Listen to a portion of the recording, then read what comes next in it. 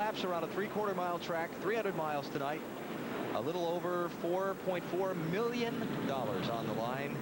And who will it be holding the winner's trophy, which is actually a very nice Gibson guitar at the end of the Chevy Rock and Roll 400. Fans on their feet. Mark Martin now bringing the field down for the start in Richmond.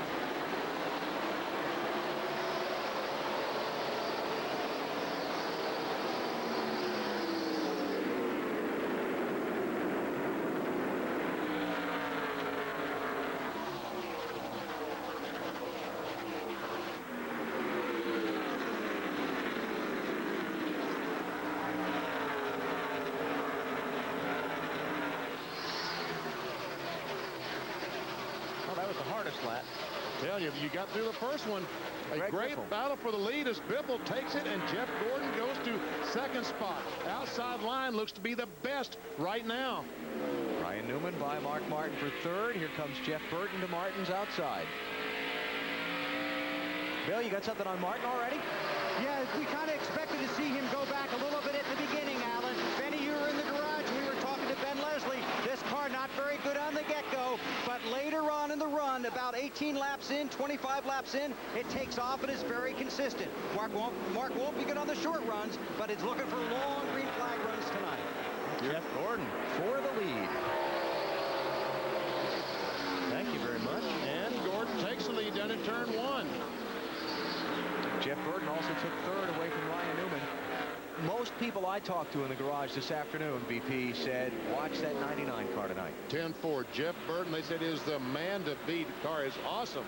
Let's see how awesome it is. I talked to Jeff. He said, well, we're pretty good. We'll see. It's a long race. You know, typical understatement thing from the driver. Todd Bodine down to the inside.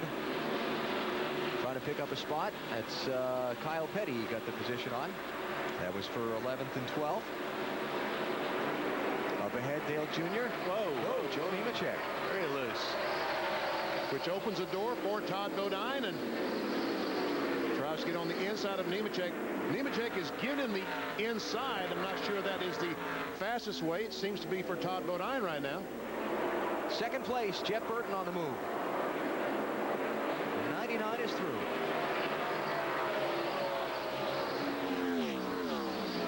So Burton up to second.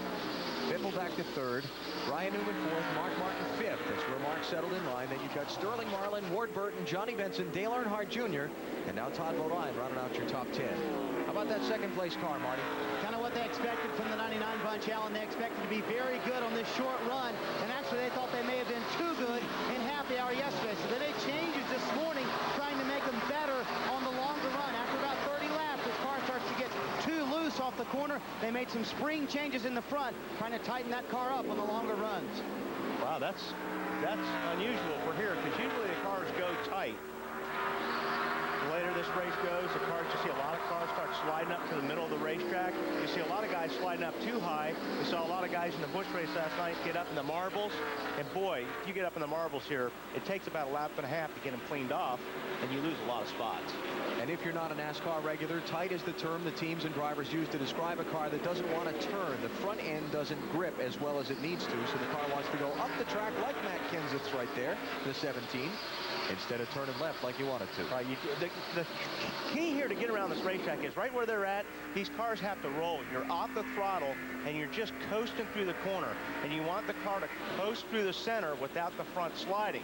That way you can jump on the gas real hard and get off the corner good. That's the best way to get around this place, but it's very difficult to do. See Matt Kenseth, the 17, and Kevin Harvick hanging out. They had some words after the NASCAR Cup Series last night. Right now, Kenseth is in 23rd position, started 18th, so 17 car easing backwards a little bit. Yeah, BP, I've caught him twice now, just going up the racetrack like his car just didn't grip like he wanted it to, and he had to get off the gas and kind of gather it up. That's what I thought. It looked like he just can't get on the throttle, but back end is trying to come out. That's the opposite of tight. Kevin Harvick, Jimmy Johnson. This is back for 21st place. Harvick, one of the Chevy Rock and Roll cars tonight. Heard him earlier tell us he's carrying Sugar Ray on another board. car way up there. Kurt Busch kept it off the wall. On on board Jimmy Johnson, just in front of Harvick.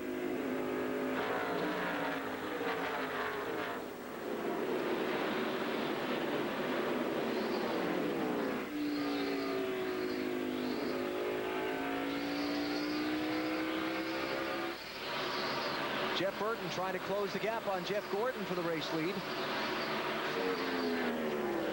Not having a whole lot of success. Looking at the scoring monitor, these two cars running about the same speed. While we watch Jeff Gordon and Jeff Burton kind of take a different line in turns 3 and 4, let's talk about the track surface here. It was sealed over a year ago, a year and a half ago, before the May 2002 race. And a lot of drivers complained about it that day.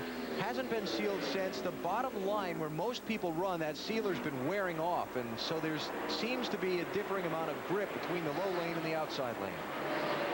Last night it looked like that the higher lane up off the bottom was the fastest, but Ward Burton in the 22 used that bottom lane to go right by Sterling Marlin to take over the 6th position. Johnny Benson trying to follow through. Now, here's the guy that's been the mover in the opening few laps. The 74 of Tony Raines started 20th. He's already up to 11. And we're just 17 laps in, Marty. They had a terrific car in happy hour yesterday, Alan, and made no changes to the car this morning. I saw Tony at driver intros, and he said he was just so excited to get in the car today. BP, I'm sure you've had a car like that you knew was going to be good. You couldn't wait for the race to start. You're right, Marty, and you love it when you get in that. Know you want to get in the car and be competitive. Be great to see if Tony Raines can have a good night all night tonight. Jeff Burton chasing Jeff Gordon, as yet has not made a move for the lead. 17 laps of 400.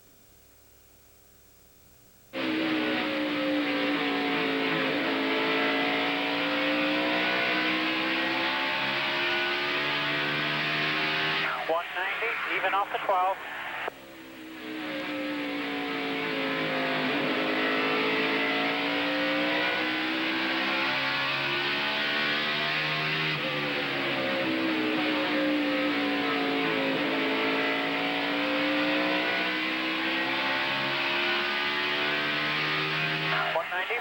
Even off the 12.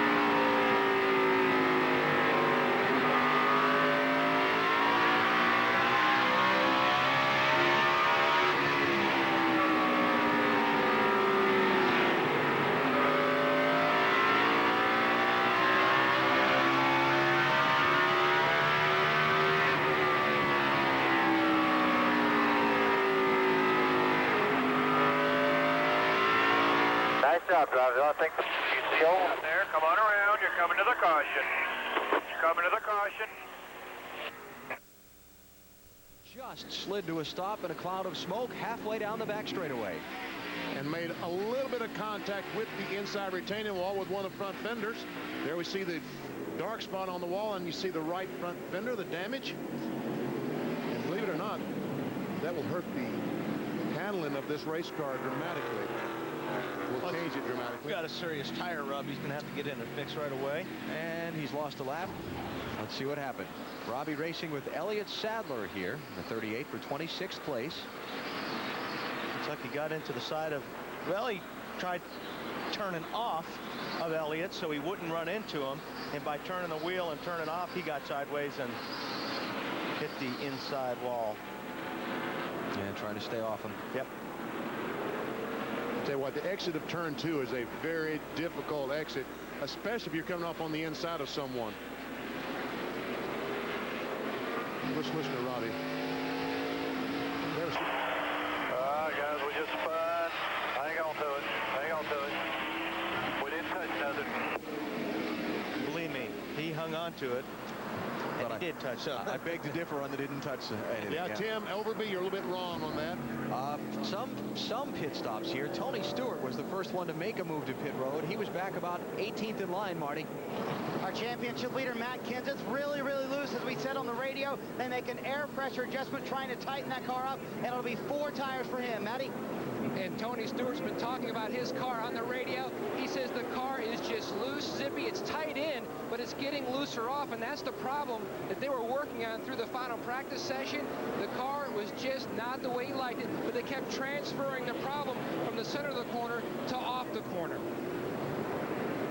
Back half of the field pits, front half of the field stays out. So your top 5 remain unchanged. Jeff Gordon, Jeff Burton, Ryan Newman, Greg Biffle, and Mark Martin under caution 25 laps in at Richmond.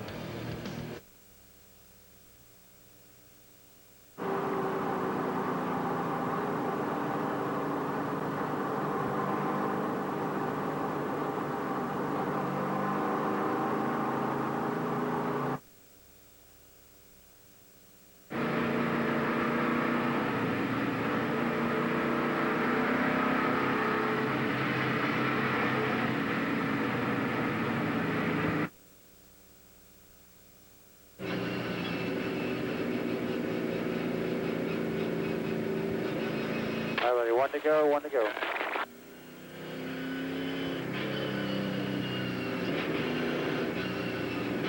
Kind of keep me informed on what it's doing, Jim Bug. Right now, I took a pound out of the left rear for the next, for whenever we stop, so just kind of let me know. All right, right now, I'm kind of carrying that lip rear a little bit, getting in. And a little kind of nervous getting in, but not real bad. A little bit free getting in.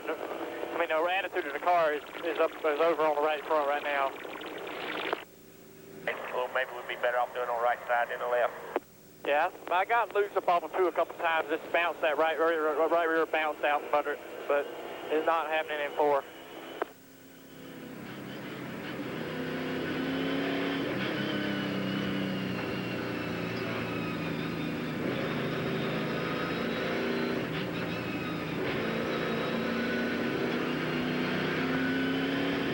All right, coming to the green this time. Not pit, top 21, excuse me. First one in line who did pit is Elliott Sadler in 22nd position for the restart. Well, like, you know, those guys were not handling, so they didn't have a choice. They needed to come in and make those changes, because if your car's not working, it's not going to fix itself. So those guys were basically forced to come in to help their car handle better. And if they get a caution here in a few laps with the field bunched up for the restart, and the leaders come into pit, they'll stay out. And if their car feels okay now after those adjustments, sure, they'll stay out, because the tires here do not drop off anything like they did at Darlington last week. About a quarter of a second is all they see from the beginning or the end of a run. Jeff Gordon leads, Jeff Burton second, Ryan Newman third, Greg Biffle fourth, Mark Martin fifth. You're watching Dale Jr. running 8th place and try to move up a little bit. There's your front 5. And the second group, Ward Burton 6th, Sterling Marlin 7th, Jr. there in 8th place. Got Todd Bodine in 9th, and Tony Raines now up to 10th. He just slipped around Johnny Benson. Second place. It looked like he was trying to put a little pressure on Burton there for a second. I think the 12 car had ideas, a notion of trying to get by the 12 car. This is a good race right here. These guys were packed in there side by side. Now Robbie Gordon lost 1 lap while he was sitting there, spun around backwards on the backstretch, made a pit stop, got fresh tires on. He's in 43rd place, and he's the only car not on the lead lap at this point, Dave. And of course, you remember the Spring Allen where he had a right rear down at the start of the race, lost 3 laps, 4 laps actually. I think it was 3. Came back and made them all up and finished 4th. You know, I'm not even looking at my sheet. Y'all can help me. Okay. But he was down lots of laps and made him up. He's only down 1 now. He did radio to the guys that the car is very tight since he restarted. He said, how bad is it killed? When they looked at the right front, they said, yeah, not that bad. This is math. I'll help Dave on this one. It was 3 laps down, finished 4th. Yes, he made them all up. And the whole point, car really ran good here in May. Boy, didn't he? Now Terry Labonte pretty far back in traffic, but has moved up to 19th spot after starting 32nd, Bill. And stopped under that caution and took 2 right side tires and some fuel. Crew Chief Jim Long told me the reason they did it, they wanted to find out early how good the car is on 2 tires, could be a factor later in the race. And really on this place, it takes about 35 or 40 laps before the handling starts going off of the cars. So everybody's pretty much trying to run the same piece of real estate of the racetrack. Now is when cars start running up the racetrack, like you see Sterling Marlin there in 40 car. He's running a little bit higher than Dale Jr. So Dale Jr. is going to try to work him on the, maybe he'll take a look up top. See, they're both in the same spot. Looks like in 1 and 2, Dale Jr. can run a little bit lower. And Ward Burton, the 22 car, trying to go by Mark Martin. That's the battle for the 5th position. And Ward hanging tough on the bottom of the racetrack in that 22. Yeah, BP, you mentioned earlier that 22 car was working on the bottom. If he can stay there, he'll pass a lot of cars. If you can keep your car on the bottom of the racetrack here, you'll pass a lot of cars. And Mark loses another spot, and in jeopardy of losing another spot to Dale Earnhardt Jr. in the 8 car. So Ward Burton to 5th, Sterling Marlin to 6th. Mark hanging in there, now losing 7th to Dale Jr., and he falls in line in 8th. Whoa, look at that. Sideways. Like a little contact between Tony Raines in the 74 and Mark Martin. Coming through. Great drive by Tony Raines. I'll tell you, that team has done such a good job compared to, they don't have near the budget these other teams have. And these guys are doing a good job.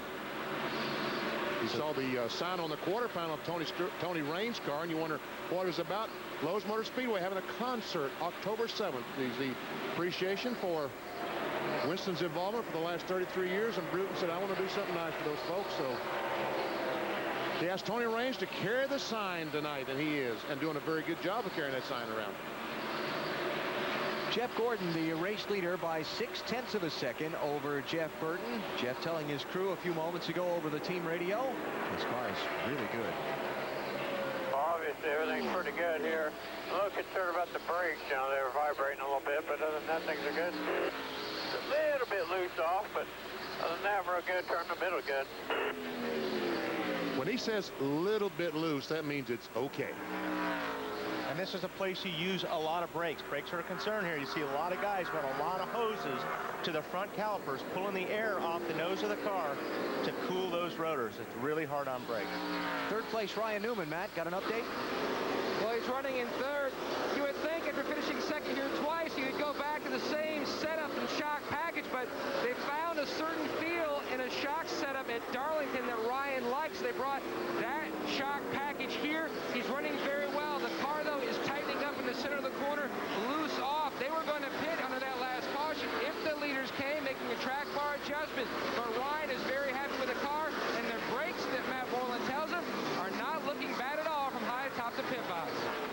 And that glow that you see in the front wheels, that is the brake rotors glowing red on Ryan Newman's car. Matt Moreland says, looks okay to me. Looks red to me. Yeah, that's the thing you watch. The cars actually that don't have that much red in the rotors, they're being easier on brakes. And if your car doesn't handle well here, if it is a little bit tight where the car doesn't turn, you tend to use more brakes. So if your car's handling good, you'll use less brakes.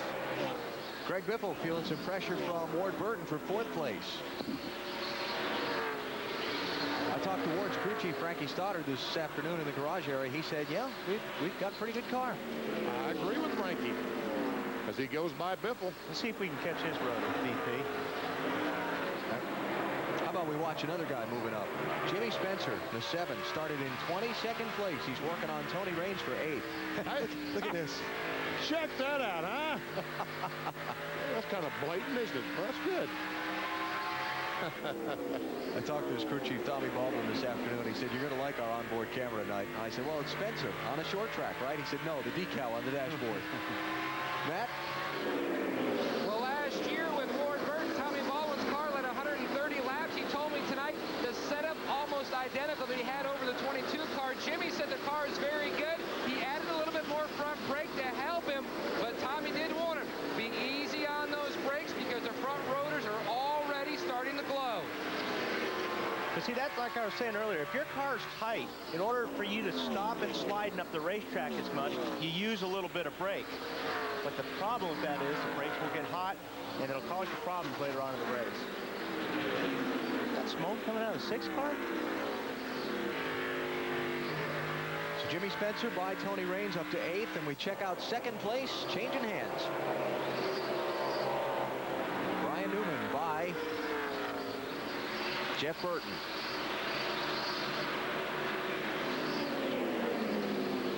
So Newman up to 2nd. He's got a pair of runner-up finishes here out of his 3 previous Winston Cup starts at this track. And now he finds himself 1 second and 48 thousandths behind that man, Jeff Gordon. Now, Jeff is on the 50th lap. When he comes back around to the start-finish line, he will complete lap number 50. Put the old New York City taxi cab up to remind you that the official race leader at lap 50 is Jeff Gordon. You need that information to win a trip to this year's Winston Cup Award ceremony. To serve as a special correspondent, log on to NASCAR.com and check out the NASCAR Big Apple Sweepstakes for rules and your chance to register every week. 50 laps into the Chevy Rock and Roll 400 at Richmond International Raceway. Jeff Gordon is your race leader.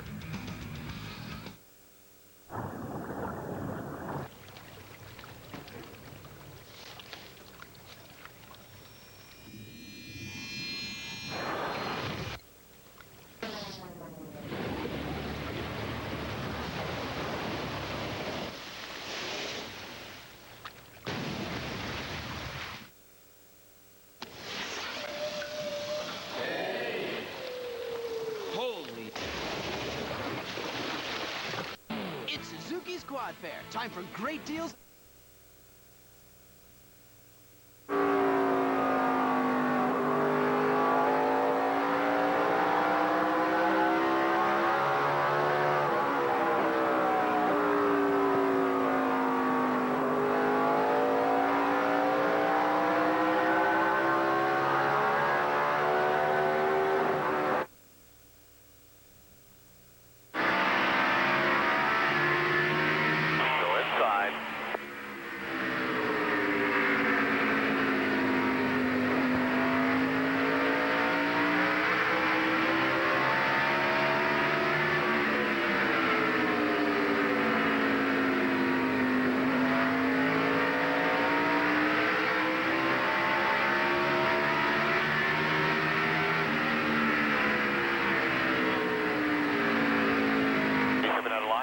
Inside with room. One coming inside. Hold your line up there. Hold your line. Here, working the bottom and inside.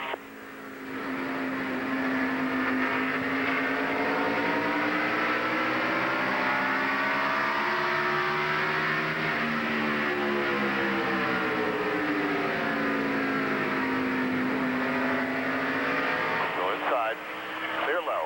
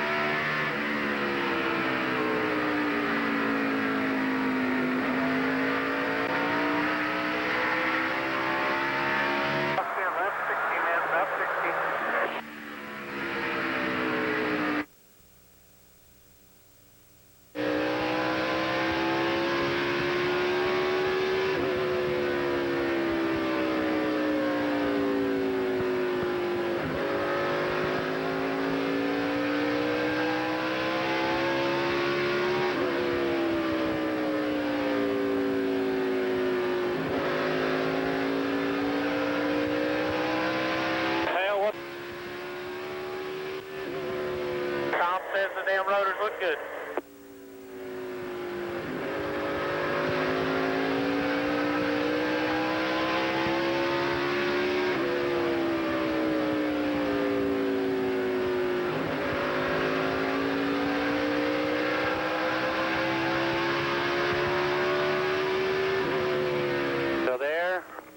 Still there. Clear, all clear.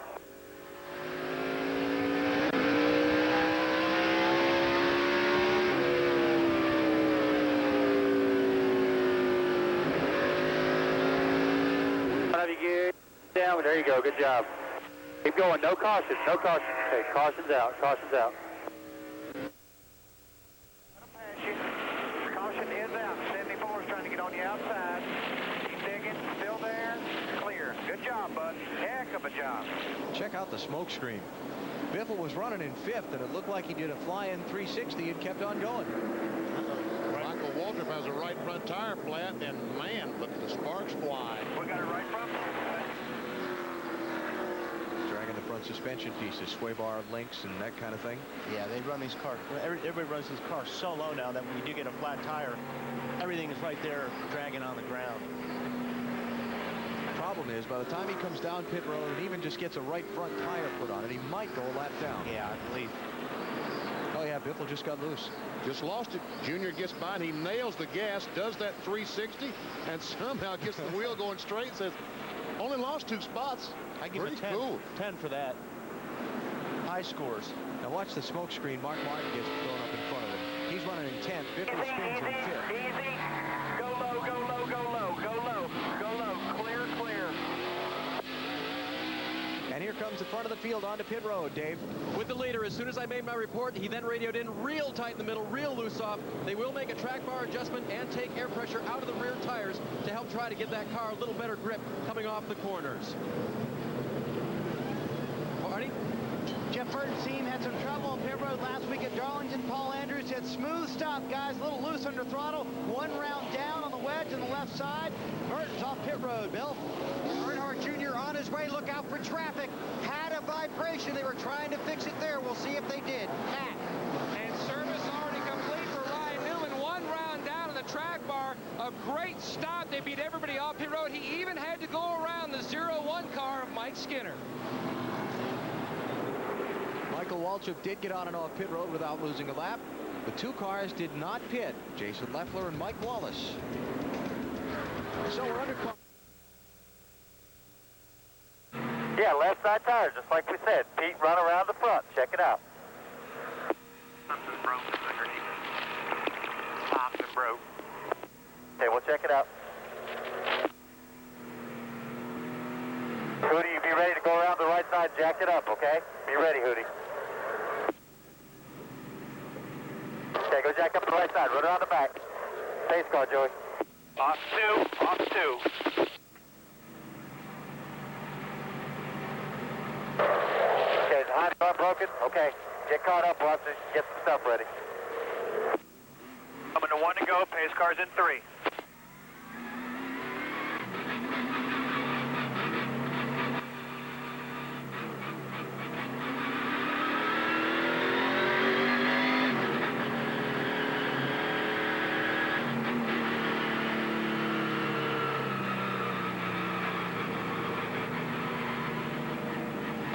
You are on 1 to go.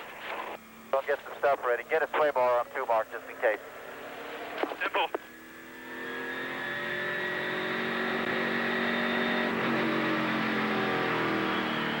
We better. Lot for a little on McDonald's dollar menu every day. That'll be it.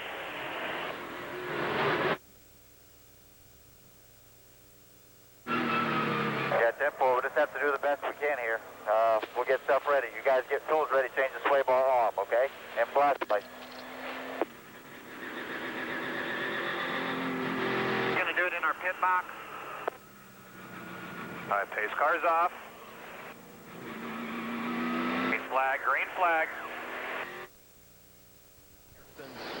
Leffler or Mike Wallace. Robbie Gordon, 31.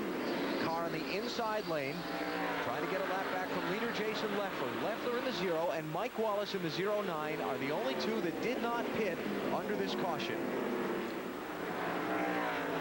Dave, how about the 0? Well, you talked about better tires. Jason Leffler only took on 2 right side tires on a lap 25 stop. He was a little bit loose off the corner. They made an air pressure adjustment for that, so Jason only has 2 fresher tires, I guess you should say. Michael Waltrip's problems continue. Yeah, I noticed when he came out, when you were mentioning he stayed on that lead lap, Alan, his car was still sparking, so they have something that's dragging that's going to cause them more problems. Meanwhile, Jeff Gordon is trying his best to get by Ryan Newman. Ryan Newman, the 12 car, won that battle all pit road between himself, Jeff Gordon, Jeff Burton, Ward Burton, but Jeff couldn't make that pass, could not make it work. Weber, what's going on with the 15 car? Broken Heim joint, Benny. They're going to try and fix it while they pit here, but it's a broken Heim joint. I guess on the front stabilizer bar that hooks the lower control arm to the stabilizer bar on the right and left side. Dale Jr., 6th place. You know, we saw this earlier. Ryan Newman got inside of Jeff Gordon, couldn't get that run in that bottom lane to pass him. Now Gordon is on the inside and Newman's on the outside. But this is a better time to do it. It's easier to do it when you're on fresher tires. The only problem is, BP, don't you think, I mean, when you run down on the bottom, you race hard, you take a little bit of the life off the tires when you're racing this hard. Well, these guys that are running up on top, like the 12 and 99, I agree with you. They're not using their tires up quite as much as Jeff Gordon. Bill, what about the 8 car? Well, Benny, a number of things going on. Junior thought he had a vibration. He thought it might be a problem with the rotors. They sent Tom Ryan outside the track to look at the right front rotor. He said that looked fine. It's something they've done at this track before. So they came in, they changed 4 tires, fuel, no adjustments, couldn't find anything wrong with the tires. So they're hoping that the vibration just mysteriously goes away. We'll see what happens. Here's the race for 3rd. Go ahead. And check it out, the 29 car of Kevin Harvick. Where did he come from? He's on the inside of Junior trying to take over the 6th position. And he started 28. I asked because I saw Harvick had moved up so quickly if he took 2 tires on his pit stop. No, he got 4. Great job by his team. Stafford 2 Winston Cup track fact. Lowest starting position of a winner on Richmond's 3/4 mile track. 25th by Matt Kenseth in this race 1 year ago. Kevin Harvick started 28th. Getting back to what Weber said on that 8 car with that vibration, maybe why they sent the guy on the outside racetrack to see if that rotor on the right front was blowing, to see if maybe it was a brake vibration. Yeah. Harvick inside of Ryan Newman. It could be that Junior is not using as much brake as he needs to. Air coming in there and has the brakes too cold on them. I can't believe that, though, here at this racetrack, brakes being too cold. Jimmy Spencer, Ward Burton, right behind Junior, 8th and 9th place.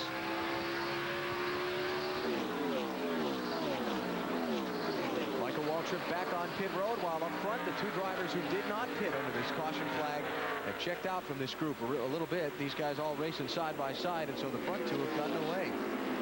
That's good racing. Jason Leffler out in front. Mike Wallace is 2nd. Those 2 drivers up on 3rd place, Jeff Gordon. And the rest, lap 78 is complete here at Richmond. When the sun goes down, the real action heats up. College football under the lights.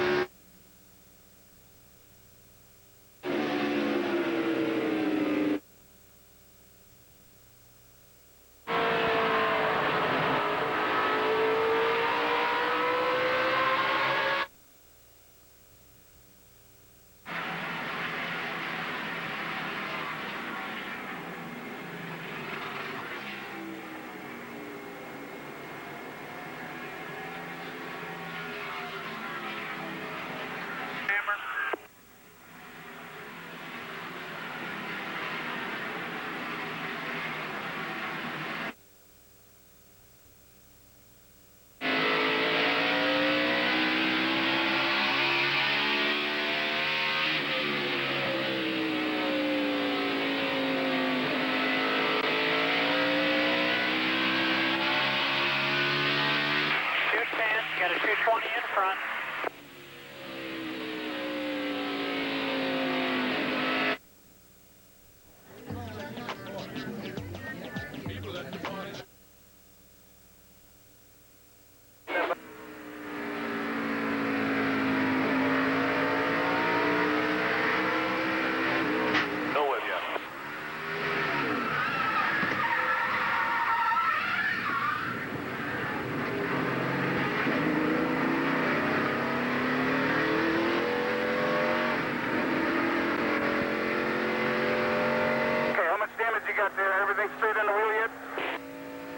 None. Scraped the wall a little bit with the right side before I spun out. I don't think I got any damage from getting run over.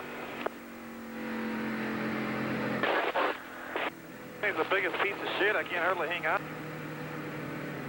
Just loose off there, and then all of a sudden, for no reason, it just pushed across the top and got up in the wall. So put 4 tires on, I guess, and try to fix the damage. Make sure all the fenders are straight, guys. Get them all off first and just get the 4 tires on it. I'll keep an eye on the pace car here. Give me the frickin' bite. I don't have any bite off the corner. Drop the track right on 2 turns. You think you need more than that?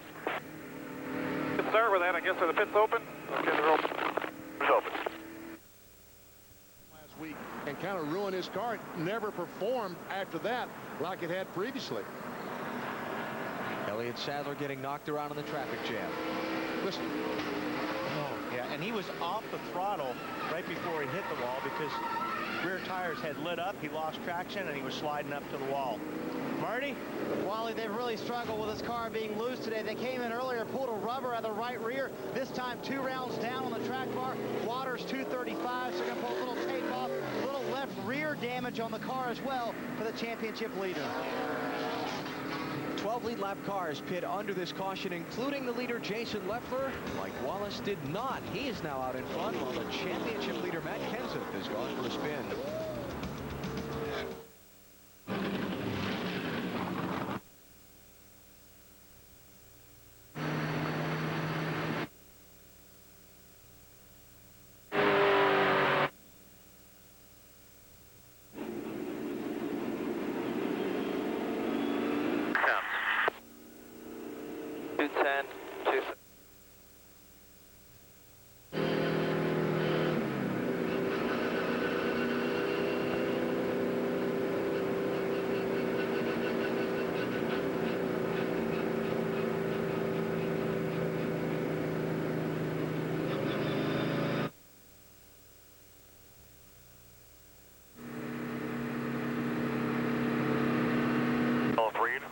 That's good, you guys. That's good. Let's go. Let's go.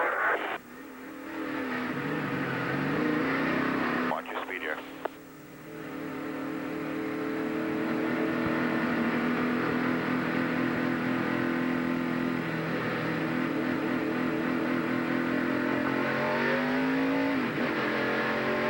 All right, tail end's in 3, and it'll be 1 to go when you get back here.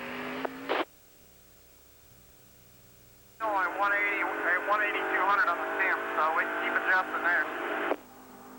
All right, 10-4. Just kind of keep us informed for the next time, and we'll add you some more if we need to. Lap cars be coming up.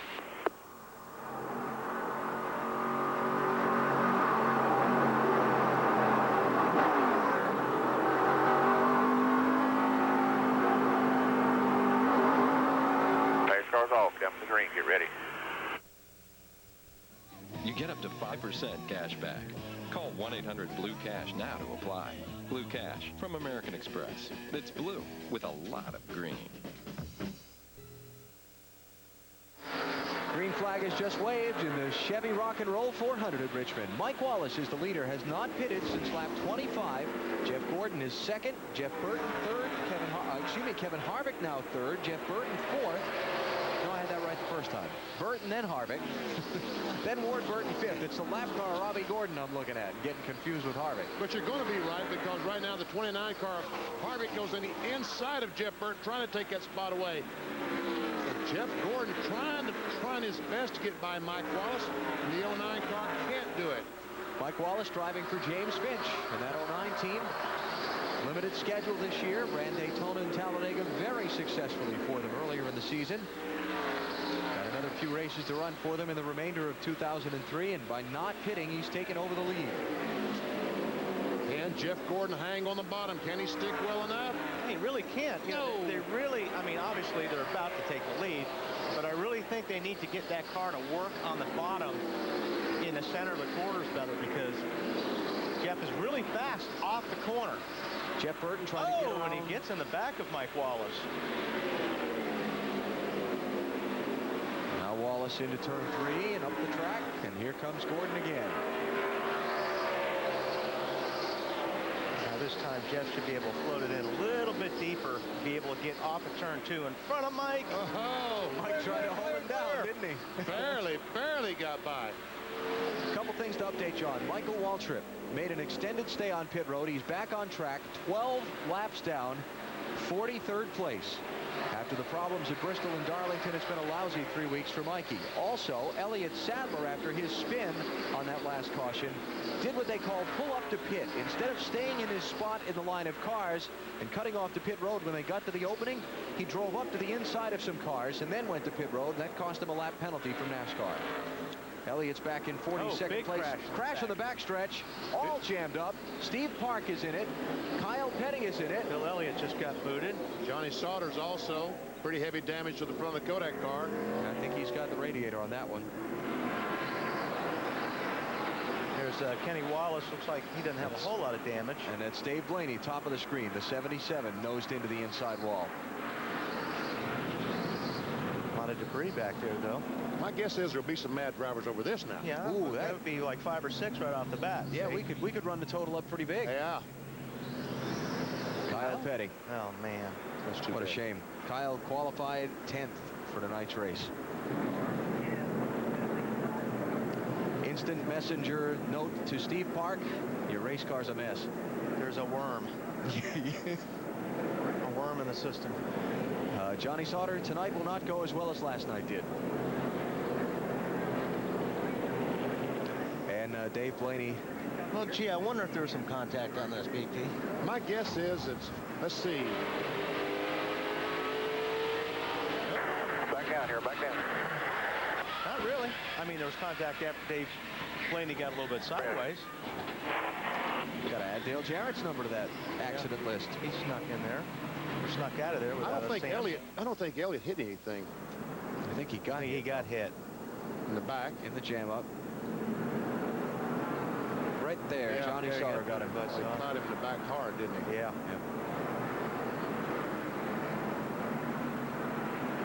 You know, one problem about this racetrack with the sealer, although the sealer has been, if the track hasn't been sealed for a while, is that it does make a lot of smoke when the tires spin on it. And when that smoke gets up and starts reflecting off the light system, you cannot see a thing. All those guys back there, they can't see what's going on. The spotters can't see what's going on. But the spotter has the best view. Better than the driver. Yeah. As a matter of fact, we heard Mark Martin's spotter, Tim Overby, guiding him through go low, because Mark couldn't see anything. Yeah. So Craven started to drive away from his pit, and apparently the lugs weren't on the left front tire, and the tire came off. Yep. So now he's going to have to come back in because they left the pit box with equipment to go put the tire back on the car. 17's in, championship leader. Matt?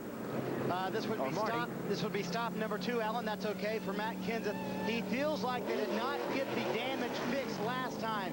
He says something on the right front is dragging the racetrack when he goes into the corners. They cannot find anything that could be dragging, so they got to figure out what that might be. Matt says, I can live with it. We've got 8 guys. 8 guys. We'll put Todd Bodine on the list, too. Coming up on the 1/4 point of the Chevy Rock and Roll 400. For some of these guys, it's been one wild night already.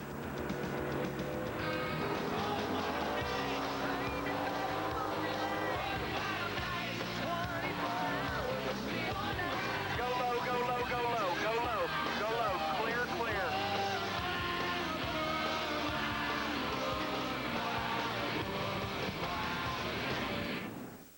It's in the best driving the number 15 Napa Chevy the past 2 seasons, but this year's going to be really special. Now, the entire Dale Earnhardt Incorporated family is joining me in spreading the word about Napa quality. I'm at the wrong track.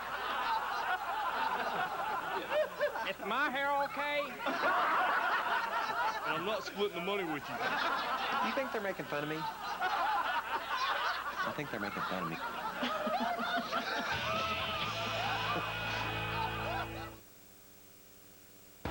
One man risks it all to save a town. Tell your boss I'm coming to get him. Don't miss Steven Seagal in Fire Down Below. Tonight at 11, one of the Saturday night new classics on TNT. They can't sing or dance, but these guys are ready to rock. See Kevin Costner, Kurt Russell, and Courtney Cox in 3,000 Miles to Graceland. One of the new classics Wednesday night at 9 on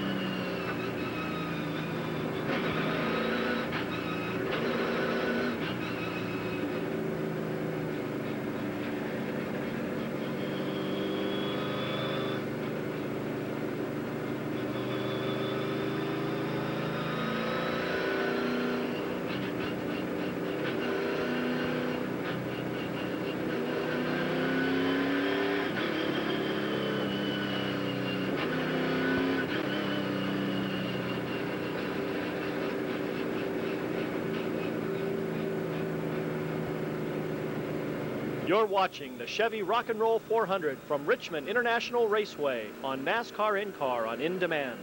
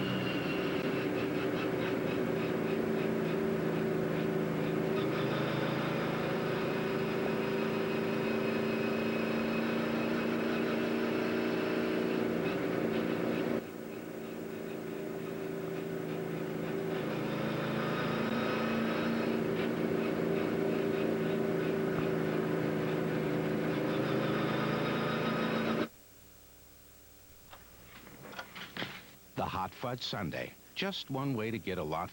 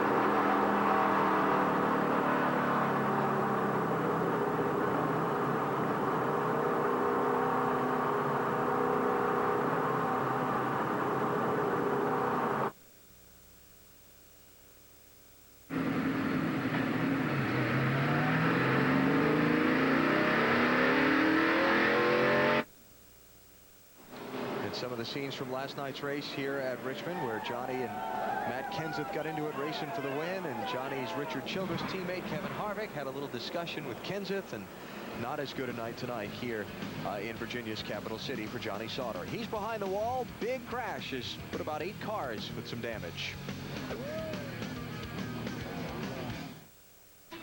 Hello, ladies. Hey. Trying to eat smarter? Well, Wendy's has a better way. That looks good. It is. Rich and meaty chili, a fresh side salad with fat-free French, and a plain baked potato, each just 99 cents. Lunch? Yeah, and it only has 8 grams of fat. Super. Now do you tell them your lunch has only 5 grams of fat? Sure, speak up. Wendy's 99-cent super value menu. It's better here. And remember, you can eat great even... The average American has 14 credit cards. Pays $83 a month in interest alone. I'm Kevin Martin for H&R Block Mortgage. Call us today to get control over credit card and other debt. With mortgage interest rates as low as they've been in years, it makes perfect.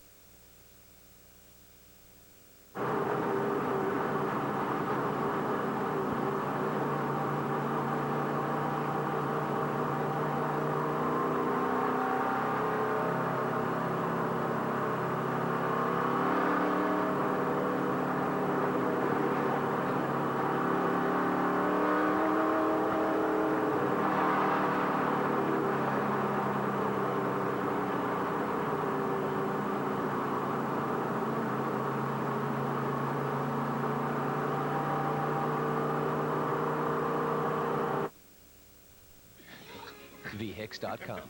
Roadmap.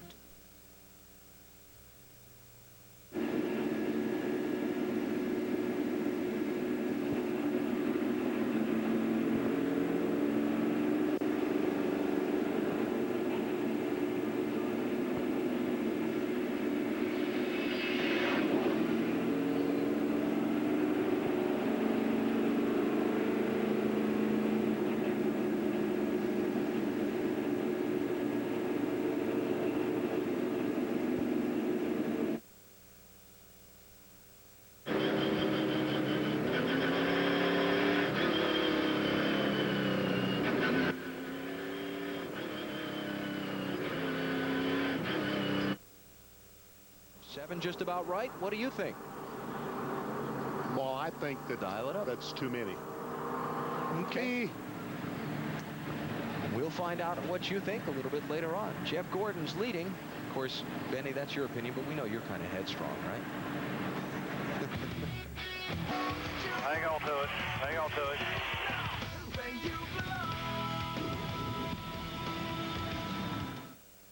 Dale, the truck's gas tank holds 8 gallons more than your car does. Plus, it's got 2 extra tires, which means that if you do have to come in for a pit stop, it's all about you, baby.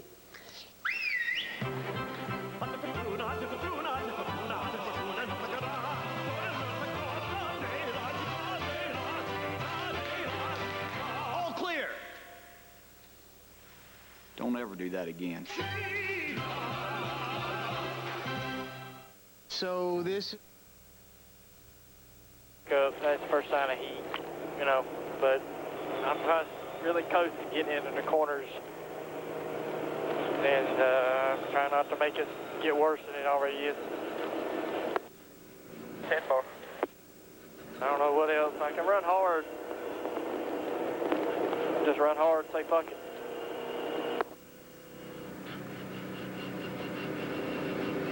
You tell me. The rotors look about as good as anybody's out there, I'd say, but you know what you're feeling. They're going to look like that, Junior. I'm not using any brake now after when the race first started. You can't see the right front.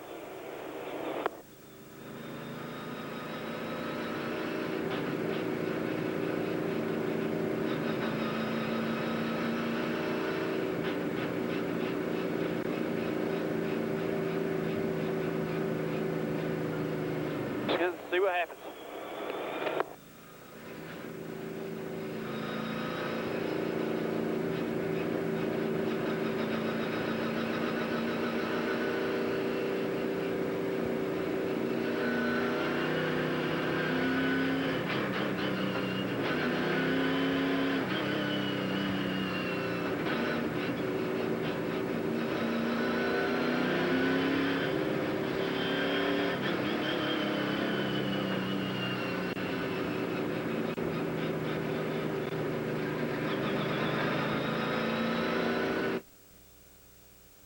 Caution with Jeff Gordon, the leader.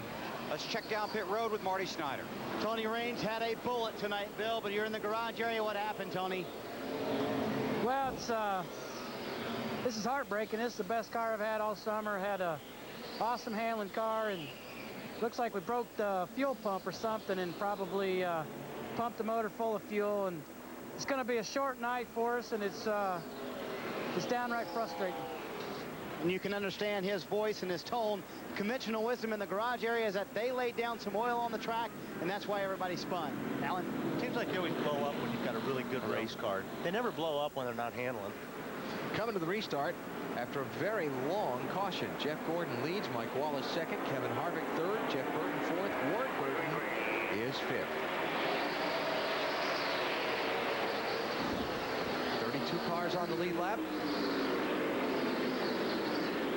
Things to update you on. Steve Park was penalized a couple of laps by NASCAR under this extended yellow.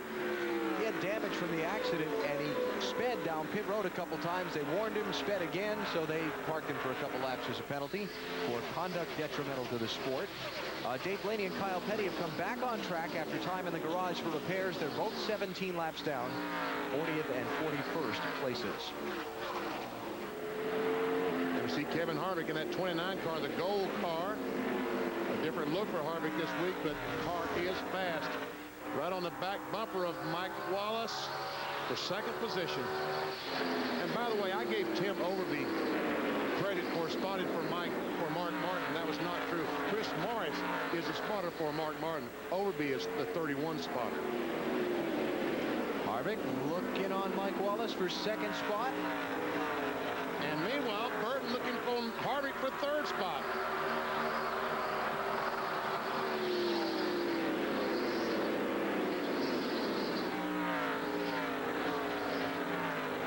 Harvick's car looks so good on the bottom of the racetrack. Just can't get the bite off the corner. Dave, what's going on? What's Mr. Harvick saying about his car?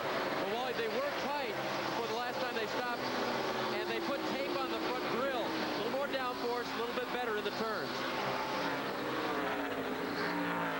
Kevin Harvick, without question, the hottest driver in NASCAR Winston Cup racing these days. Finished second the last 3 straight weeks.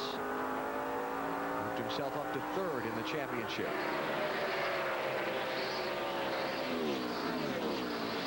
Mike Wallace, 09 car, has not pitted since lap 25.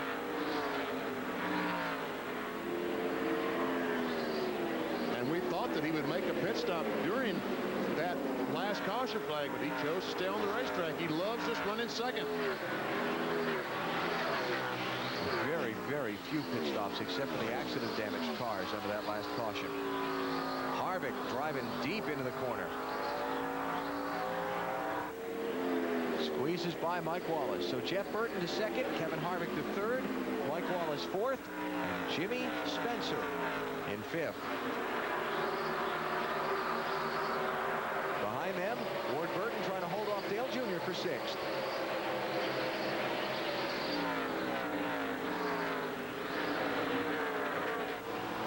Uh-oh.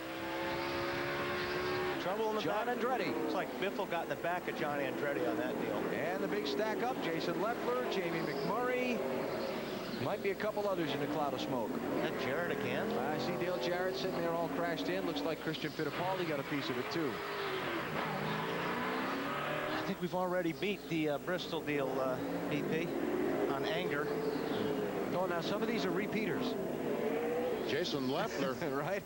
Yeah. Kurt Busch got a piece of it. Whoa! Yikes. Todd Bodine with all kinds of sparks. That guy almost became a hood ornament. Showering from his machine. There's John Andretti. There's Dale Jarrett, 1 in 88. And here come the leaders to pit road, including Mike Wallace finally. Dave?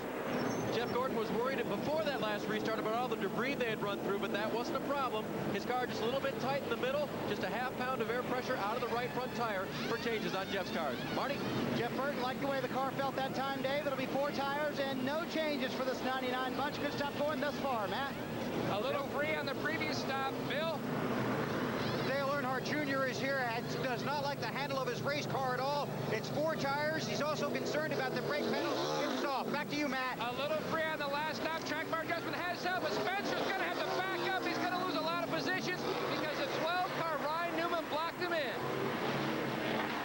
Boy, and Newman was there for a while, too. See if we can see what happened, Wally. Well, I think it will watch the one car there, and Biffle just get in the back of the one car and turn them sideways and stack them up. Meanwhile, the wreck happens coming off turn 2, 100 yards behind the first wreck, just the chain reaction. And they're still wrecking down the left corner of the screen. You see the damage on the one car where Biffle got in the back of Andretti.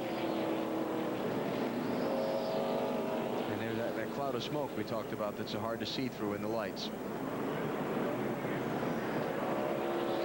On board with Dale Jarrett, comes off the corner trying to get by Kenny Wallace. He got hit getting off a 2 by Kurt Busch.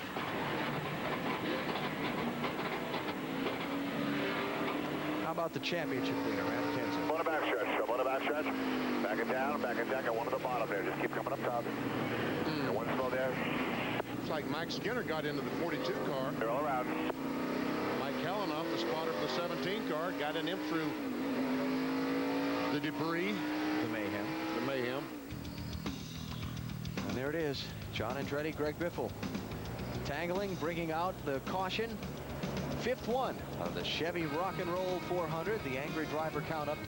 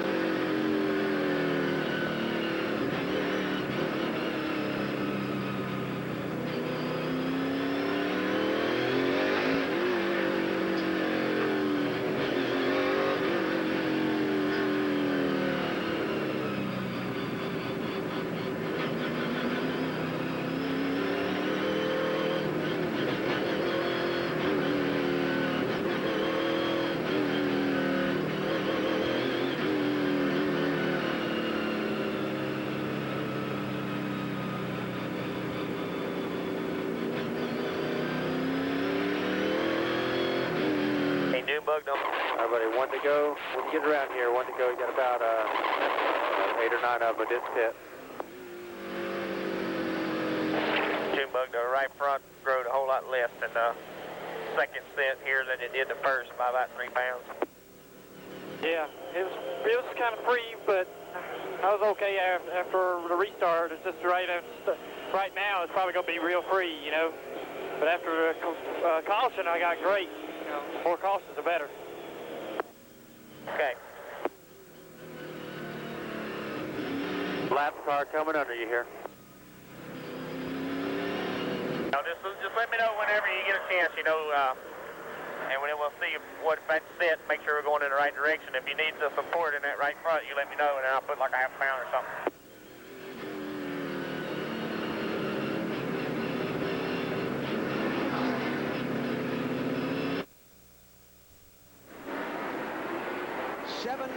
First seven in line did not pit under this caution. Kevin Harvick, Terry Labonte, Ricky Rudd, Casey Mears, Bobby Labonte, Matt Kenseth, and Kenny Wallace. They're now the top 7 drivers did not pit under the yellow. First off the pit lane, Jeff Gordon in 8th, then Tony Stewart 9th, Jeff Burton in 10th. The first car in line is Robbie Gordon, a 31 car, who is a lap down. And that puts Robbie tail end of the lead lap if he can get a caution, BP. Yep. You get the 3/4 of a mile pass around and rejoin the hunt for a top finish.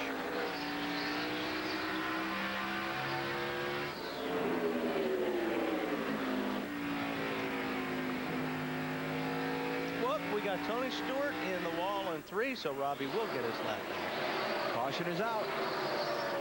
Tony Stewart running 6th. Sorry, that's the 6th caution. Tony Stewart was running in 10th spot. Now let's see if anybody else gets a lap back. Herbie Sadler's trying. Ricky Craven's trying. They ain't gonna make it. Robbie Gordon will. Made up 3 laps in the May race here. Did Robbie Gordon to finish 4th. He's back on the lead lap now, and we're not at halfway. So caution number 6.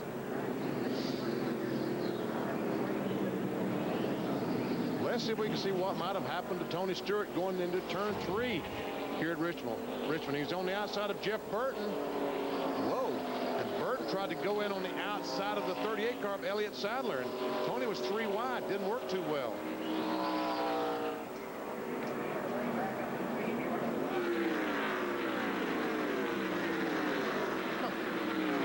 That was kind of strange, that little deal to the right first. Did he bounce off Burton there coming down into that corner? Oh, well, we can see it. Get a good look right here. Yep, that's what it was. Well, clear. Clear in the wall, cars in the wall, caution's out, caution's out. So Tony Stewart goes from racing for 9th spot to 27th place after he and Jeff Burton tangle, and Stewart goes around up in the corner. Under caution again, you're watching NASCAR on TNT.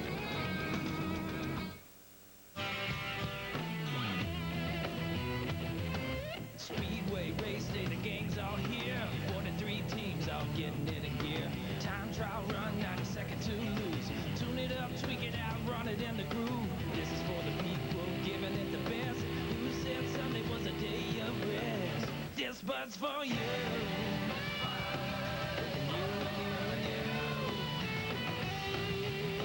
This but's for you. Here they come, walking down the street. They get the funniest looks from everyone they meet. Hey, hey, meet the Royals. They're nothing like you and me. Loaded with power and money, and chased by the paparazzi. Join Davy Jones for the all-new Royalty TV series, Meet the Royals. Premieres tomorrow night at 10, only on A&E. It's your thing. Do what you wanna do. I can't tell you who to sock it to. It's your thing. Do what you wanna do. Live racing starts Thursday and Friday at 6 p.m., Saturday and Sunday at 1 p.m. See you at Emerald Downs.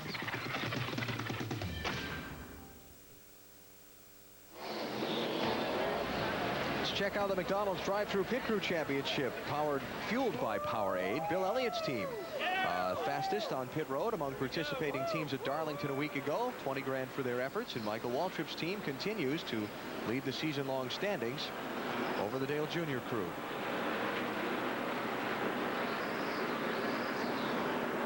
Watch this on pit road. Sterling Marlin's crew trying to repair their car. Steve Wolf. He tries to put the tape on the right rear quarter panel, and Sterling drives away. Steve is not happy. The reason they took off is they're trying to beat the pace car. I wonder if we can add the angry crew member roster to the angry driver roster. All counts, yeah. Coming to the restart.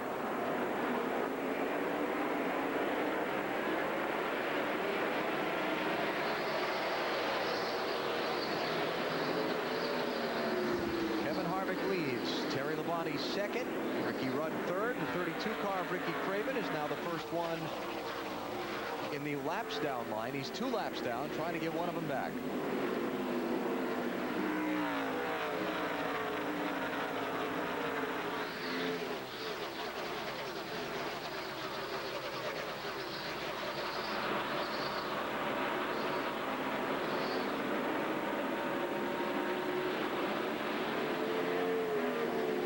Bottleneck off of turn 2. They keep those guys running in that low lane. It's like every time they come off that corner, they look like they're going to run up into the guy that's on the outside. A very tough exit off turn 2. By the way, cue the duck.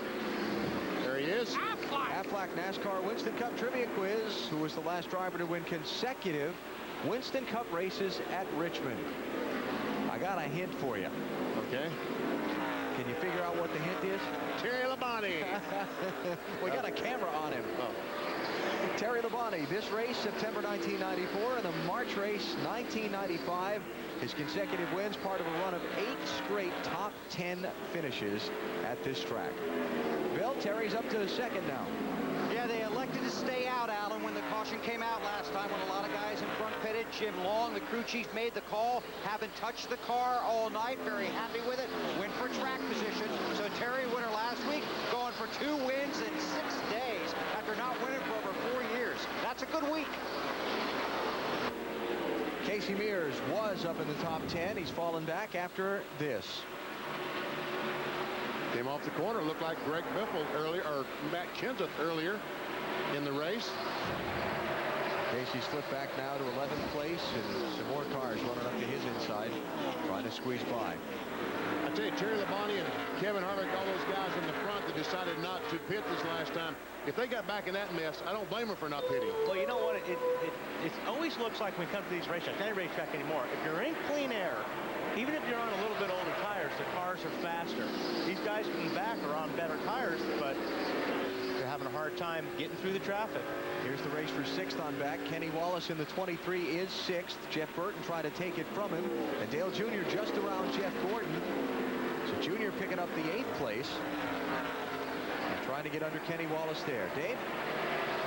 Yeah, Kenny last pitted on lap 95. He was a little bit tight from the center off the corner. So they took a rubber out of the right rear, and they've been adjusting on that car all night, and now they have track position. 3 NASCAR Busch Series wins here for Kenny. A little signal to Jeff Gordon. I'm expecting you to go low.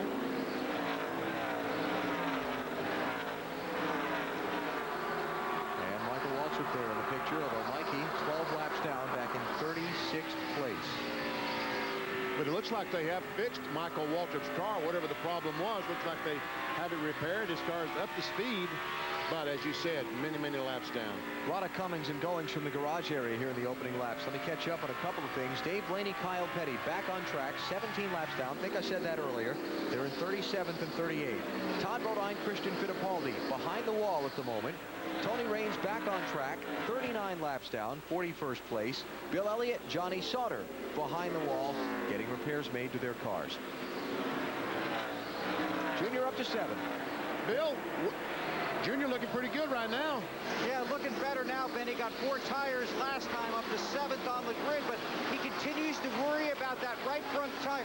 Trouble on the track. Casey Mears again. This time he caught the outside wall, a good one. He was struggling. We saw him make contact just a few laps ago, and he was struggling off turn 4 again. And this time Kenny Strader came up and plowed in the back of the 41 car. A lot more damage than the last time. Add 2 to the angry driver total. And the caution flag out once again. This is number 7.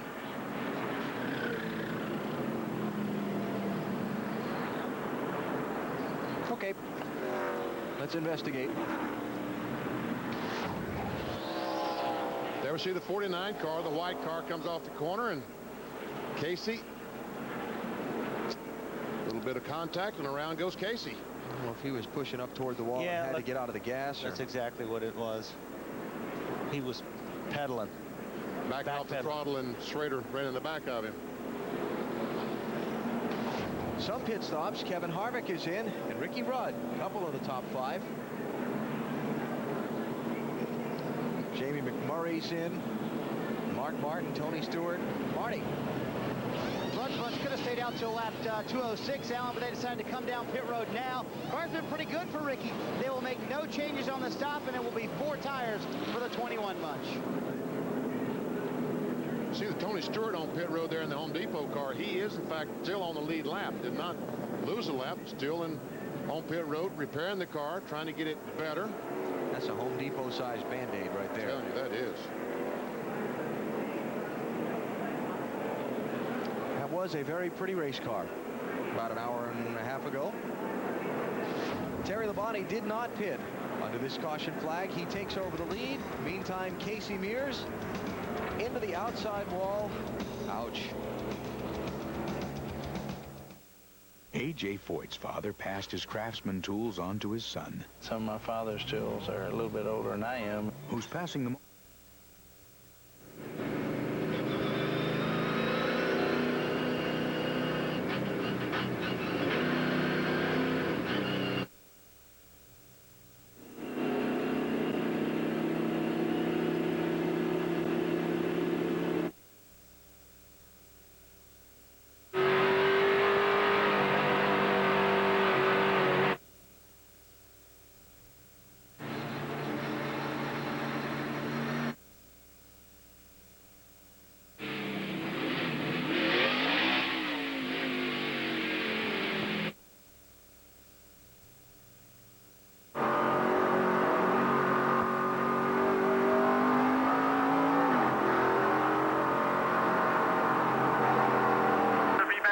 And pitted to get caught under green. That sucks.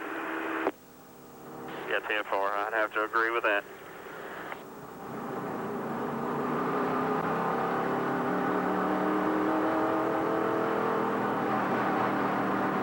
Cars coming inside.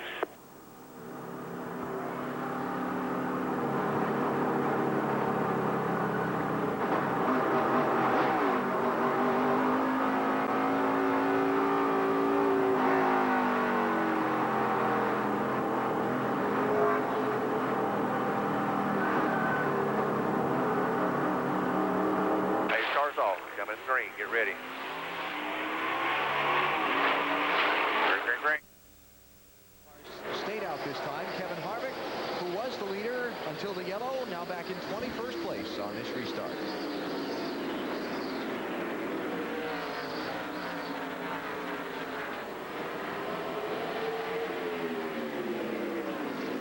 You know, we were all kind of laughing during the commercial break between ourselves. This one's starting to look like the Bristol race a couple of weeks ago. It really is, as Bobby Labonte, the 18 car, drives on the inside. This is for the lead.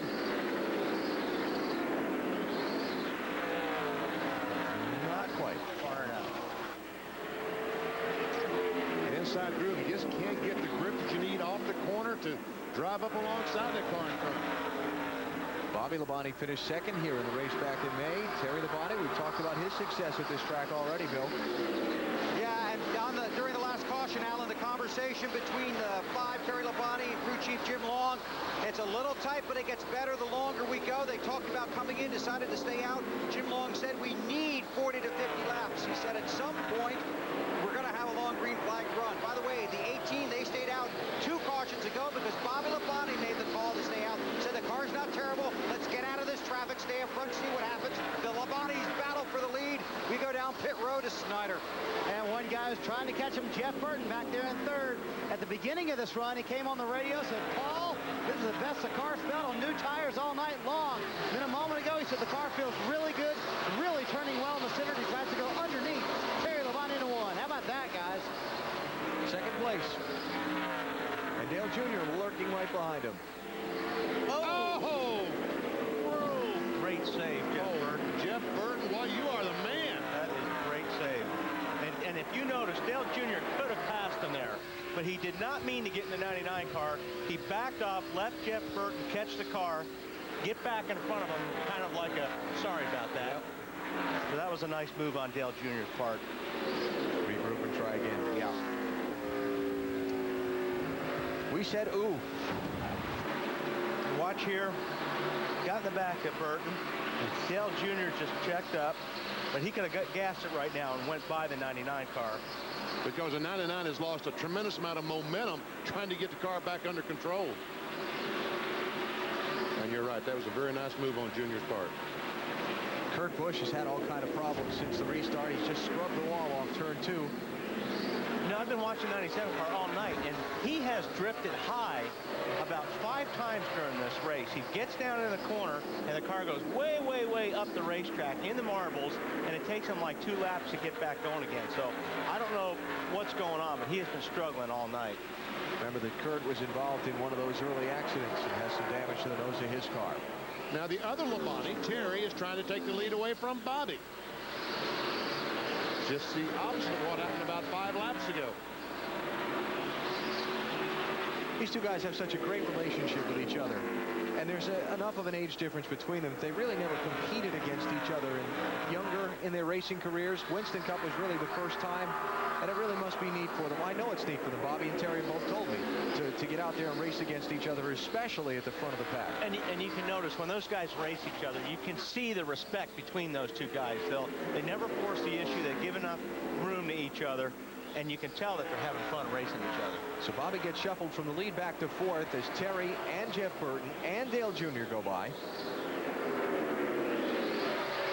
little farther back, this is Ryan Newman and Mike Wallace for 11th and 12th place. Johnny Benson right behind in the 10 car. Battle for the lead. Here comes Jeff Burton on the inside of Terry Labonte, and Jr. trying to figure out who to follow.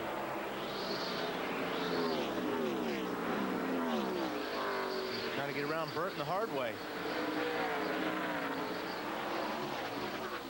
And looks like Jeff Burton is going to take the lead. Pressure tires. And we saw Dale Jr. get into Jeff Burton, and we talked about that he didn't mean to do it. Here was his reaction on his team's radio earlier when that happened. Could have given it to him, but I wanted him to know to think about it twice next time.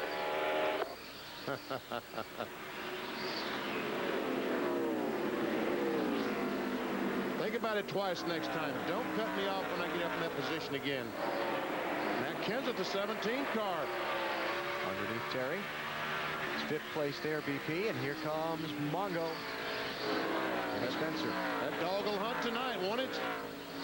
Talking about the 7 car, Spencer. And of course, remember, as they tell us on the onboard camera in his car, they need a sponsor for next year. Dale Jr.'s taking a look. See if he can keep that thing on the bottom in 1 and 2, BP, because he's going to have to be dead even with Burton getting off the corner, I think, in order to have a shot getting in a 3. Nope. Can't do it. Like you said earlier, Wally, that bottom line off of turn 2 is not the fastest way off that corner. You need the whole racetrack. You need to drift up to keep your momentum going. When you're underneath the car, you have to turn the wheel a little bit more. Scrubs a little speed. The car wants to get tight. Wow, Burton bobbled a little bit, getting into 3. That's the second time getting into the corner that Jeff Burton bobbled a little bit. Now it looks like he may have enough. Little slide job here as he moves up the racetrack. Yep. And Dale Jr. goes out in front of the event for the first time tonight. Big roar from the grandstands. 11th different driver to pace the Chevy Rock and Roll 400. Jr. carrying the group stained on board his car, and he's giving him a heck of a ride right now. 164 laps complete at Richmond.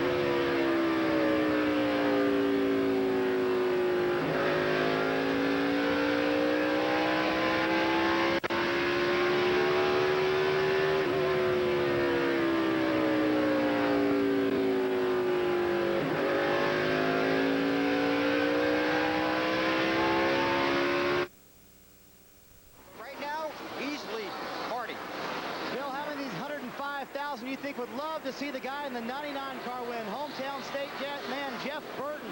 A little bit loose right now for Burton, but they want no changes on the next stop, Dave.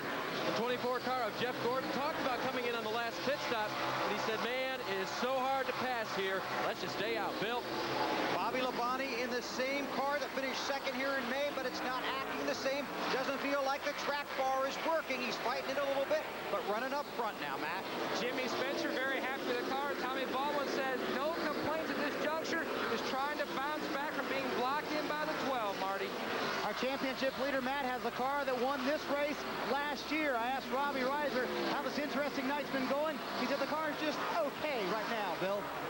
Terry Labonte's still looking for that long green flag run, but we check in on second place. The 24 and the 99 going at it. Burton in front of Jeff Gordon with Bobby Labonte right on the bumper. Not quite. Not quite.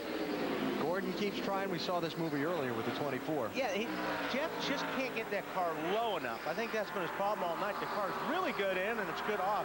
He just can't get to the bottom to make the move to get that nose far enough up at the door of the 99 car, like right here. Yes. Well, he did it that time. He might have him this time. Got some slower traffic ahead. Kyle Petty back on track after time behind the wall. You see his beaten up car from one of the early wrecks. Kyle's going to go all the way to the bottom of the front stretch and give him room. Now Bobby Labonte's trying to do the same thing to Jeff Burton, trying to get by. He's got enough. Take over third spot. He's going to do it. And here comes Jimmy Spencer in that 7 car. God, he's running good tonight. Okay, so where were we? We were going through the field somewhere, Bill. Yeah, talking about Terry Labonte getting that long run now. Jim Long said they wanted 40 to 50 laps to see how the car would handle. Not quite what they were hoping for, but a lot of time to work on it, Matt. Ward Burton not happy with the car in the previous stop. The track bar adjustment has actually made the car worse. He wants to back up on that and try a wedge adjustment on the next stop, Dave. The 09 car of Mike Wallace, it's tight when he starts out. He last pitted on lap 121 for an air pressure adjustment. He was a little bit tight. Just got around Kenny Wallace, who continues to do very well on old tires. They must pit by lap 235. They last pitted on lap 95. Marty? Jimmy Johnson up into the 10th position now, getting past Kenny Wallace. You see that on the racetrack right there. Ryan Newman trying to track those two down. Johnson had a big break earlier, had a left rear tire going down, and the caution came out. They were going to pit under green, car a little bit loose, Matt. Marty, the 12 car working the bottom, passing the 23, a hole in the right front headlight. They're going to try to fix that on the next stop, but the car is loose up off the corner. But he has worked the brake bias. It is starting to tighten up, Dave. Kevin Harvick gave up the lead to pit on lap 145, and guess what? They will only have to pit one more time. They are in their fuel window. A fuel mileage race again? Yep, probably. Bill? Quiet night for Jeremy Mayfield. But the last transmission on the radio, if this thing would get a green flag run, this car would haul the mail. I think he said haul the mail. Matt? Bill, that's how Mike Skinner feels about that 01 car. Started at the back, even though he qualified on the pole in his third car this weekend. They're just working slow tweaks here and there on that car. Meanwhile, his teammate, the 10th car, not quite as happy with his car. They've been working with wedge and 2 tires on that last stop, Bill. Rusty Wallace in a brand new race car. They built it and brought it here. They never took it anywhere to test. The big change in their last pit stop, or one of their earlier pit stops rather, rubbers out of both rear springs. The car's better, not great. Marty? And an interesting night for the man who started on the outside of the front row, Greg Biffle. He's been involved in 2 spins. He survived with minimal damage thus far. Tight, especially off of 4 right now for Biffle. Dave? Dale Jarrett's car involved in an accident earlier. They've been in several times to fix the damage. The last time he came in, lap 95. No changes to the car. He's just a little bit loose right now. Marty? John Andretti's hanging in there in 20th. Remember, he was involved in the accident earlier. He's got enough tape on there to make the car hold together for right now. They've been fighting tight off of the corner for most of the night. Bill? Mark Martin pitted on lap 145. Fuel, 4 tires, half a round of wedge. They lost the positive position by pitting. Now having to work their way back up. Remember, Tony Stewart spun about lap 130. That's how Robbie Gordon got his lap back. He came in, he put on 4 tires. No changes to the car. The car just a little bit tight in the middle of the corner right now. Marty?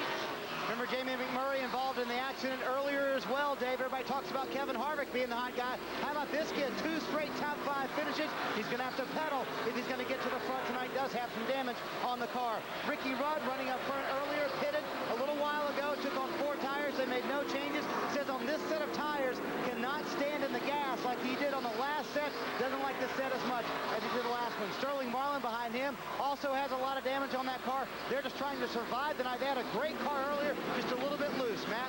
Kenny Schrader running 26. They were better on the run earlier in the race. They've made some adjustments to work on that tightness in the center. It really hasn't helped a whole lot.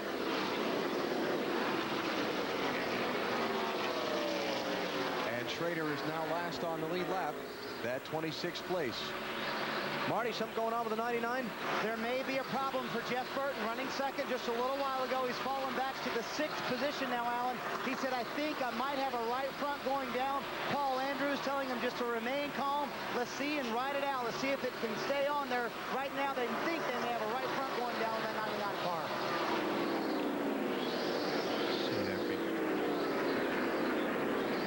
Well, Jeff Burton on track right now, but he has fallen back to 6th place. Dale Earnhardt Jr.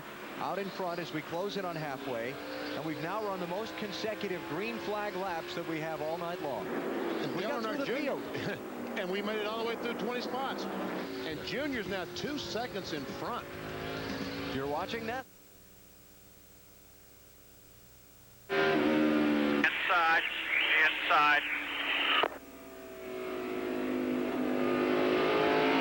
And let him go, bud. Don't pressure tires inside. Clear low.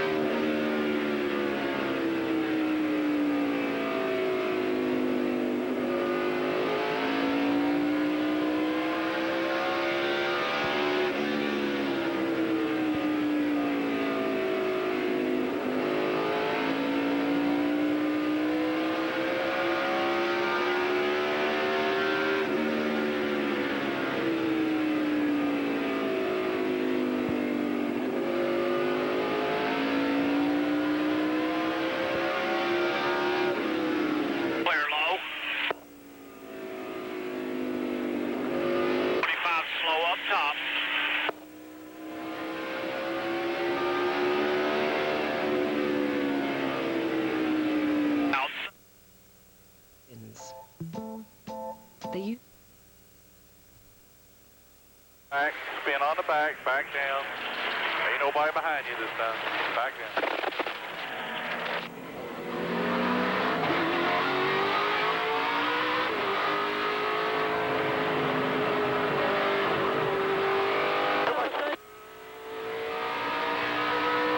All right, man. Hey, we got 5 as well. Now, it's 4. In 27th place at the time of the spin, and we are under caution for the 8th time in the race. And we're not to halfway. Boy, he got loose way, way, way back there, about when you're jumping on the throttle. Looks like all his tires are, yeah, all tires are up. Oh, keep it off the wall. Good job, Tony. He had really fallen back. I mean, lost a lot of ground just before this. On the back, spin on the back. Come on, you're clear. Dogs is out. Danny Kohler, the spotter for Kevin Harvick. That in his drop. And here they come. Dale Jr., Jeff Gordon, Bobby Labonte, first 3 in, Dave. Jeff Gordon's car is tight, air out of the right front, down on the track bar to try to fix that. Marty?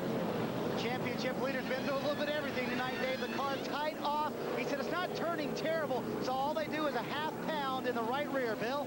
Junior tight in the middle. That mystery vibration is getting better. The car is better than it was. This is 4 tires and fuel, Matt. Due to the problems on his last stop, Spencer tried to get a different angle, but he stopped too short. Then he tried to pull forward, ran over the air hose almost. A lot of cars are going to go by. This is going to cost them a lot. They finally get the left in the rear. On the front, Spencer loses a lot again on pit road. Ouch. Yeah. Man, that is too bad. He has a great race car tonight. Let's see, he came in, what, in 5th? 2, 4, 6, 8, 10, 12th is where Jimmy Spencer is going to come out. Under caution, just shy of halfway in the Chevy Rock and Roll 400 at Richmond.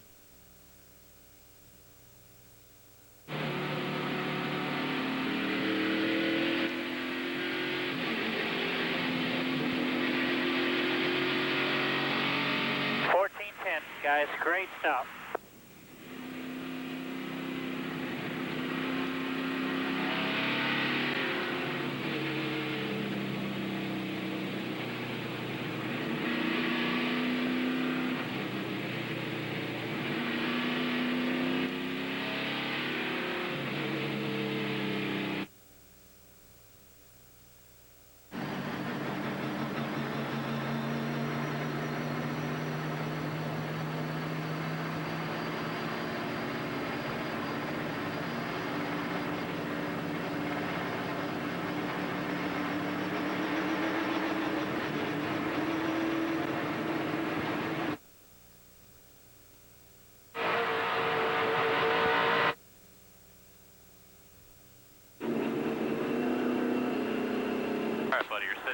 Right now, we've got 202 laps to go.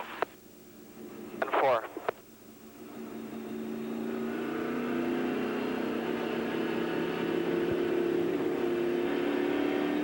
Only halfway, and we've already covered 2/3 of what we needed to accomplish tonight. 1 to go.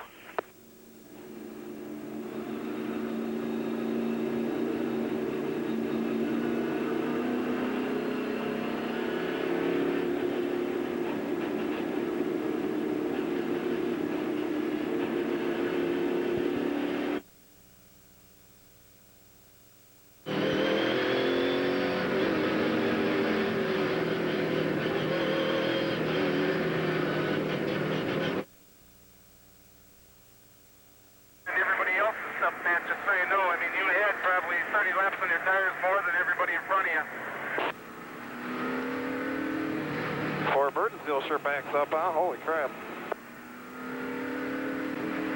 Here come plenty of lap cats at you, plenty of them.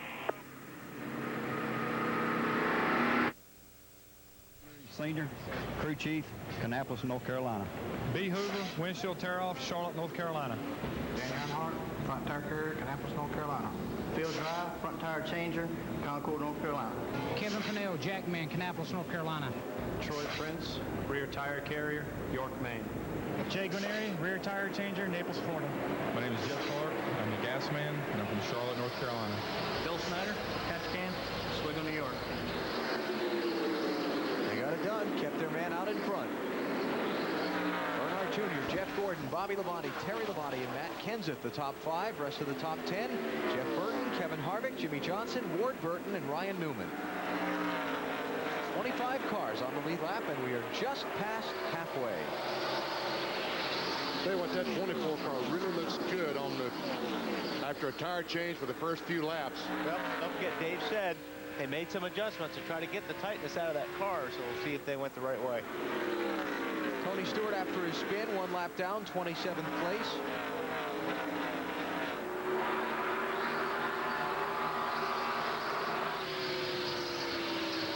Bill Elliott back on track after time in the garage, 96 laps down, 42nd place. Christian Fittipaldi back to the garage after just a couple of laps on the track at a reduced speed. Matt Kenseth and Jeff Burton, 5th and 6th place. The last time off turn 4, Burton was the same spot, and got that car very loose, trying to get by 17. This time, he continues on in front of 17, takes over the 5th position. Tell you what, another night, Matt Kenseth making a good night out of a bad night. He brought out the caution at lap 85, restarted 39th at the end of that yellow. Now was 5th when the caution came out a minute ago, restarted 5th after his pit crew did their job. Jeff Gordon is good. He drives on the inside of Junior.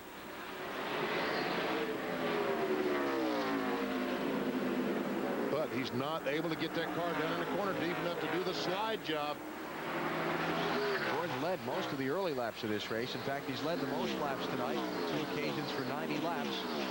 Next highest total, Dale Jr., who's led 41.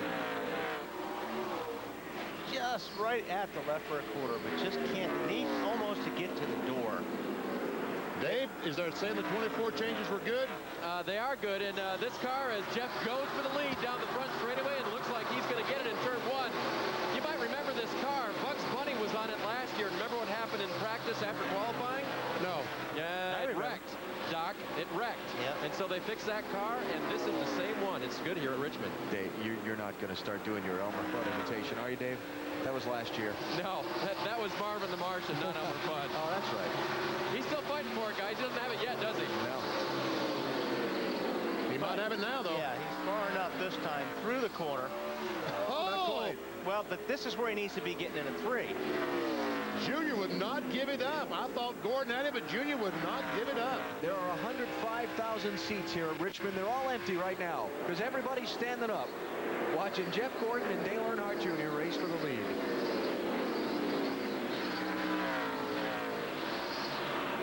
Junior hangs on. Dale Earnhardt Jr. had led only 5 laps in the last 4 Richmond races prior to tonight, but despite only leading 5 laps in those races, he finished 3rd twice and 4th once. Of course, he won here the May 2001 race. Still holding off Jeff Gordon is Dale Jr. Bill. And in a car that he really likes, Alan. This is a car they race a lot. It's been here 4 or 5 times. They've used it at Loudon. They used it at Homestead. Tony Eury Jr. and Tony Sr. told me earlier today they really didn't work much on this car. No major changes since they got here. They just kind of massaged it to get it to the point where Junior was happy. So far, so good. And so good for the fans, too. I just love this racetrack's layout. Since they opened it in 1988, we've seen this kind of racing. Side by side, lap after lap. It's terrific.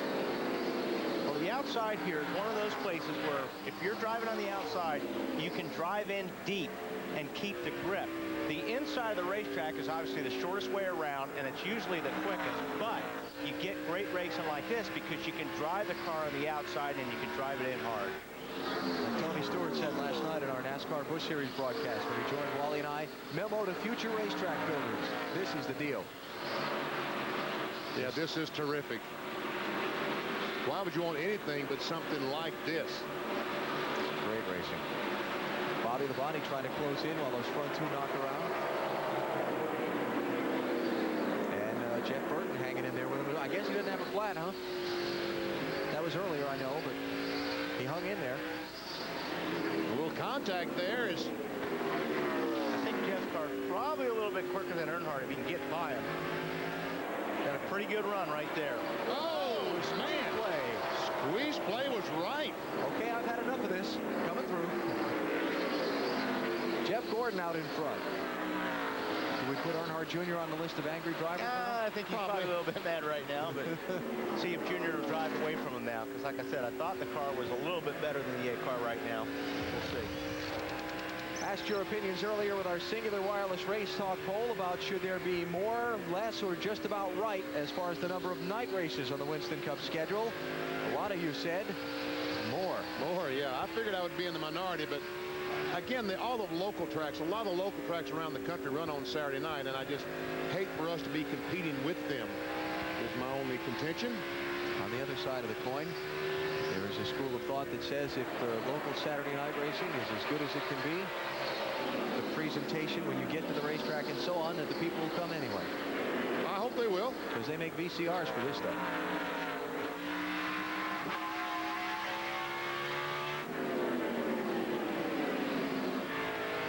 Johnny Benson and Jimmy Johnson here, BP. Right behind Jimmy Spencer. That's 11th, 12th, 13th. Spencer went up the racetrack a couple laps ago and lost a couple spots over in turn 2. He really had his hands full there for second.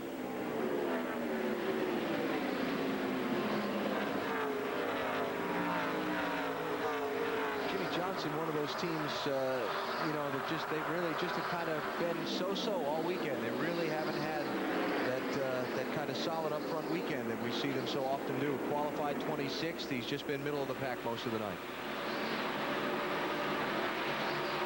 Holding off Benson for now. We're back in 12th and 13th places, well behind his teammate Jeff Gordon. And Mike Wallace joins that battle. And Earnhardt got back up to the 24 car.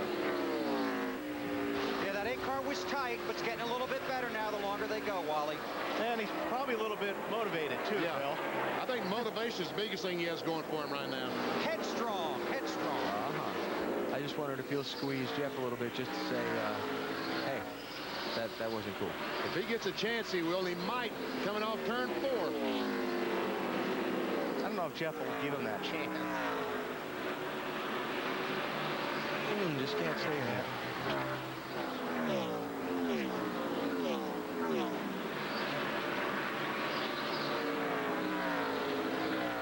And again, everybody in the house on their feet here at Richmond. Up the lap, Dave Blaney. Junior's car gets in through the center so strong. I mean, that's where it's really better than Jeff Gordon right now. It gets in the corner and gets through the center. Just closes right up on the back of the 24 car. You know, we heard a lot of worry about his crew, about his brakes earlier. Because he's such a hard charger into the corner, I would suspect he would be a little tough on him. But I tell you what, see, there's 17 cars. You see those rotors glowing, but they're not really glowing on the 8 car. Bobby Labonte in 4th. Matt Kenseth trying to take it from him.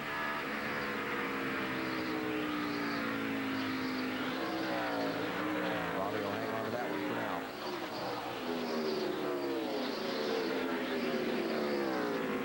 Jeff Gordon holding off Dale Earnhardt Jr. for the top spot for now. Got 177 laps to go in the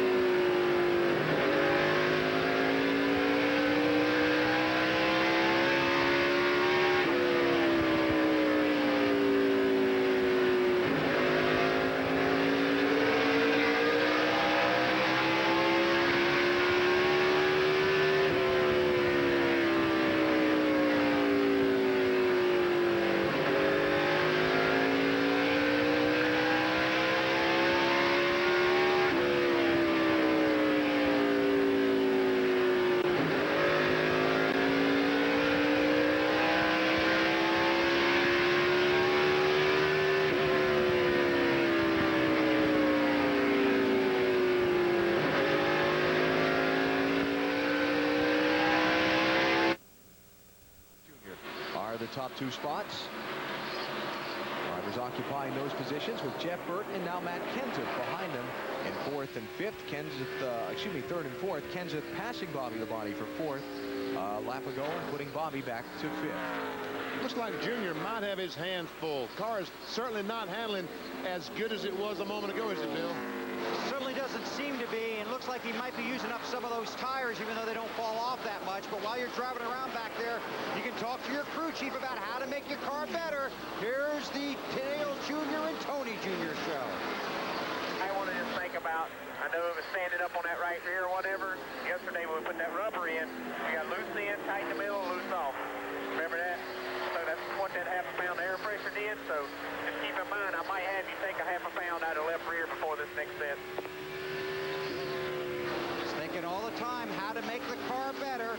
Again, they were a little bit worried about the right front. That seems to have improved. Not much talk about that brake pedal being soft. So Junior running around looking for another win at Richmond. That's a big car to get by, though, that 2-4. And maybe Junior's just decided, look, you know, why punish my car?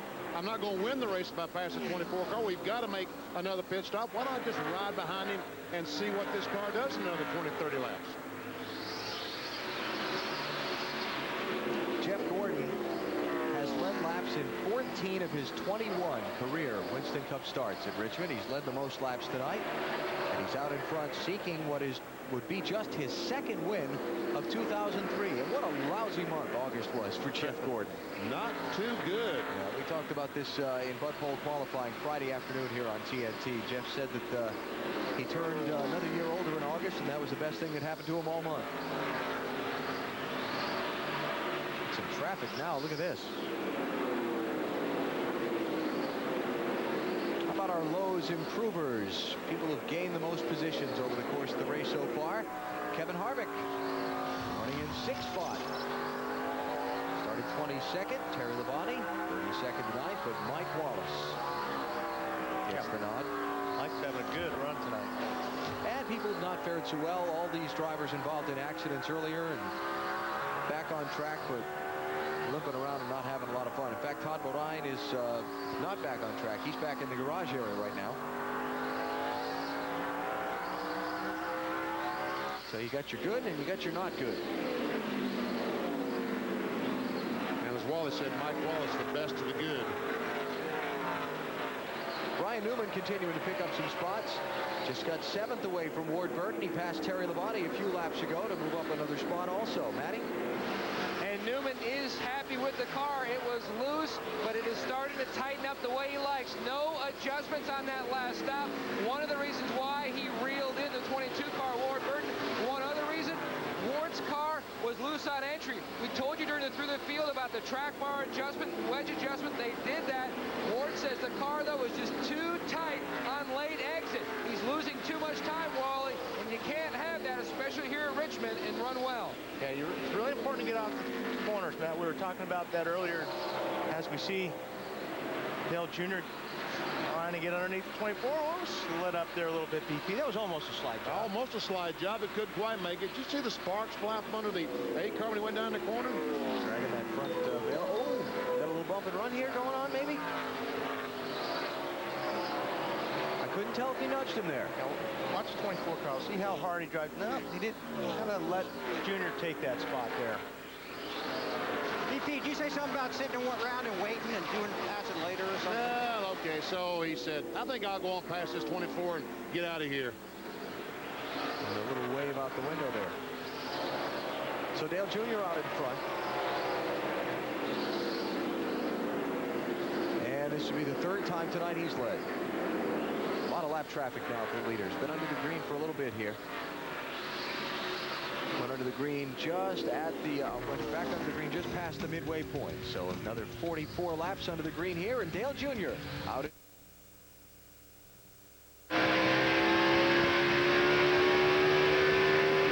Still there. Still there. Here.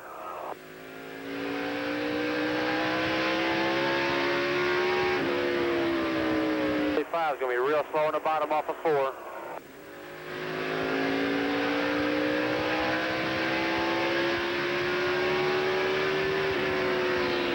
There.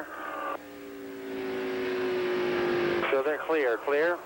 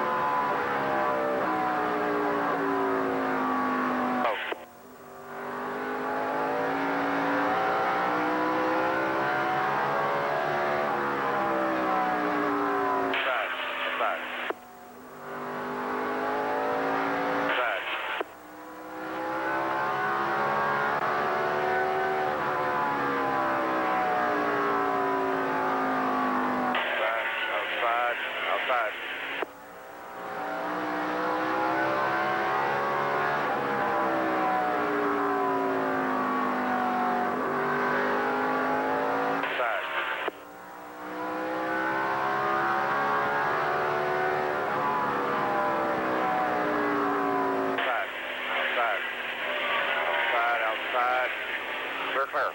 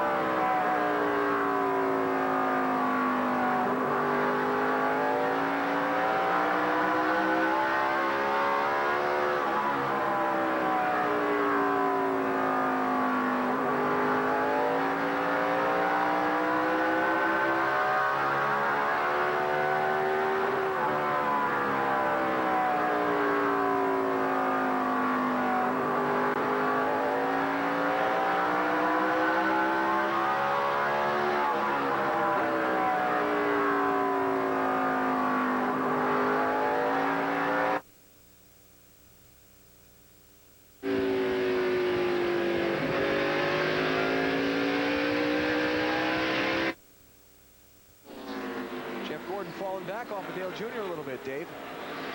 And Alan, he had been quiet on the radio this entire run until Junior passed him. And then he made a comment about the brakes, and it wasn't good. So he's still not happy with those brakes. He talked vibration earlier. This time he was less specific. He just doesn't like them. Well, they don't look like they're that. The rotors doesn't appear to be red or something like that. Maybe he doesn't like the balance, front to rear balance. He's still doing okay. I mean, he's in second place. But well, when you get past, you got to come up with something. Yeah, okay, that's true. I forget these things from the driver's We have perspective. a list of things that all of a sudden, oh, you know what, all of a sudden, let me think here. My brakes aren't too good.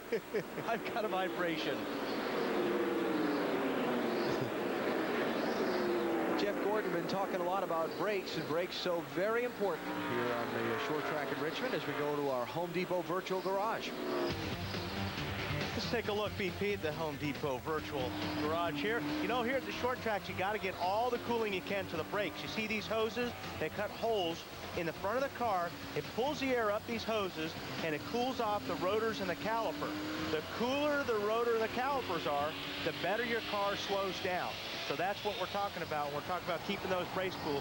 Real important here on a short track because you really abuse them. And one thing about those brakes, once they go away, yeah, they don't come back. So you have to start pumping them. And if you have to start pumping them, then that makes a lot of work for the driver. Because if those brakes, rotors get too hot, then the fluid starts to boil. And once you get air in the line, then you lose your brakes. Yeah, the pedal actually, it feels like it fades. When you hit the pedal, instead of the pedal being hard, it keeps going and going and going. And not a good feeling. Something going on with Mark Martin, Bill? Just a second ago on the radio, you guys get ready, get ready. That's Mark to his crew. They may have to pit. Mark says the right front tire is gone. Last pitted on lap 196, so by Allen math, that's what, 54 laps ago. Wow. Now, he didn't mention a flat tire. He's talking about a tire being worn out. Gone. Wow. Well, this 12 car, I'm telling you what, last 20, 30 laps, he's been smoking, man. He's been flying. And the other guy, we talked about Jimmy Spencer struggling a little bit, but it seemed like the farther we've gone on this set of tires, all of a sudden Spencer's cars come back to him. On that. No changes on that last stop, Alan. What's come back to Spencer? His focus and rhythm. A lot of debate under that last caution about what took place in the pit box. It took Jimmy a few laps to regain that focus and regain that momentum. He is slowly moving up. Consistently, his lap times are mirroring the leaders or even faster, Wally. But how tough is it to regain that rhythm and regain that focus when something bad happens, especially on pit road? Well, if he wasn't at driver intros, he would have seen Wally's World, and I would have talked about the focus part. But yeah, it is. Whoa. And there he goes again. He got up there. You know what? You're always focused, but the thing is, I think what happens is when you have a good race car, you come in the pits, and there's a screw up in the pits. You have to get that out of your mind. And he lost a lot of spots. He's got a good race car, but you know, you really just need to put that behind the BP and go. Well, you have to somehow, some way, but the adrenaline is flowing so much in these drivers. When something like just a moment ago when Ryan Newman came up and almost pinched Jimmy Spencer in the wall, you just explode. I mean, the adrenaline is so strong, and something happens in the pits, you explode, and it does take some time for all that to calm back down and say, okay, the job is to get this car around the racetrack as fast as I possibly can. But sometimes when something like that happens, you just displayed when your adrenaline's pumping, you start overdriving the car because you want to get back to that guy to give him a little bit of a payback. So got to be a balance. Here's a fast car. 19 of Jeremy Mayfield, Bill. And the longer they run under green, the faster he gets. The car starting to get just a little tight in the center. Last time they just made an air pressure adjustment, got trapped in some traffic, worked through it, and marching forward. Jeremy Mayfield in the 19 looking for his first top 5 of the year. Marty? Bill, just seconds ago, Jeff Burton came on the radio as a lot of cars are trying to get around Burton. Said, I'm tight, I'm loose, I don't know what I am. What's happening? He goes into turn 1. There's always been bumps in turn 1, but now their car is running so soft that his car is hitting those bumps harder than it ever had, just throwing his car way off. The car is very tight for Jeff Burton, and now there's a spin on the track. Jamie McMurray spun right in front of Jeff Gordon. He and Dale Jarrett bounced off each other, and McMurray went around right in front of the 24, and Jeff got through. And you know what? That 42 car was high in 1 and 2, and I bet you he had a bunch of those marbles and stuff on his tires. Ernie Sadler got a piece of it also. That's too bad. A lot of cars sliding up there in 1 and 2. I think if you get out of the groove a little bit, it just really sucks you up to the wall. All right, going to see everybody on pit road, and these could be the last stops of the night. 132 laps to go. Pace car gathering up the field. Let's check it out. Yep. In fact, Dale Jarrett in the 88 car is the driver that got on the inside and banged into the 42 car, and Jeff Gordon somehow, some way drives through that smoke and misses the wall and the 42 car. Look at all those guys The 42 car had it gathered up after the 88 car got into him. See what Matt Kenseth might have seen on board his car. Couple, got one spinning the front stretch, back it down, right in the middle. He's right in the middle. Keep coming here, keep coming, keep coming. Pit stops, Dave. Jeff Gordon's car now loose up off the corner. A little wedge adjustment to fix that, Marty. Dave, the most important guy on the stop for championship leader Matt Kenseth could be Benji Grubbs, the gas man, right on the edge of their fuel window. 4 tires, no changes, Bill. No changes for Dale Earnhardt Jr. looking for a fast stop so he can get back out with the lead, Matt. No adjustment for the 12 car, Ryan Newman. He's just going to work his way around the 01 who pitted a little bit longer in his box. It's going to be a race up. Who's going to win it, Alan? Oh, it's close. I'm going to give that one to the 24, but the 12, the 29 picking up some ground on that stop, and the 8 losing.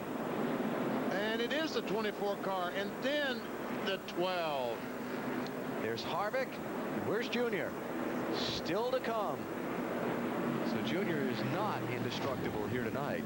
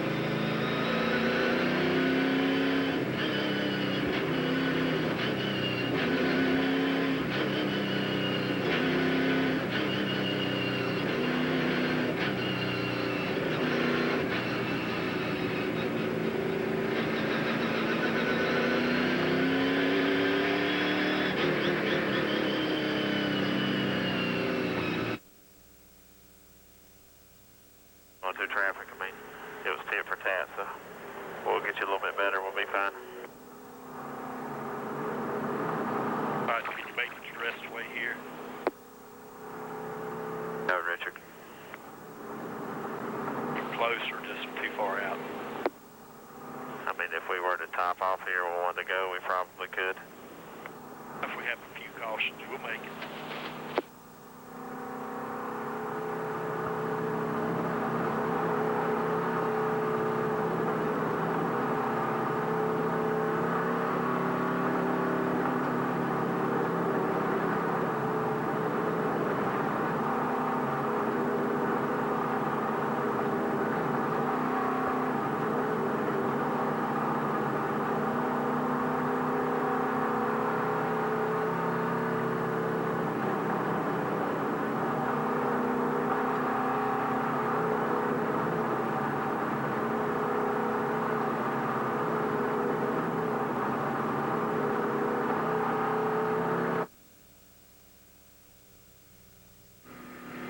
Just keep it up. Don't go there.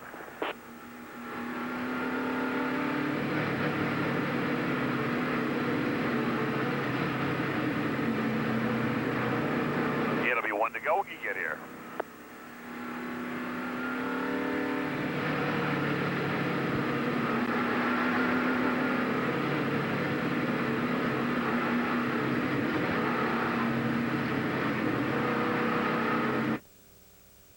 Find Mr. Goodwrench at over 7,000 GM dealerships nationwide. What are you doing? Oh, hey, Happy. How's it?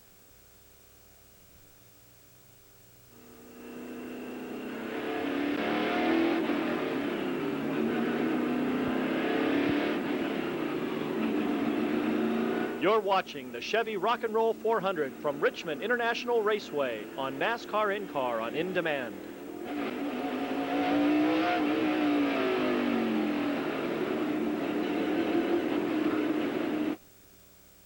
Log on to NASCAR.com.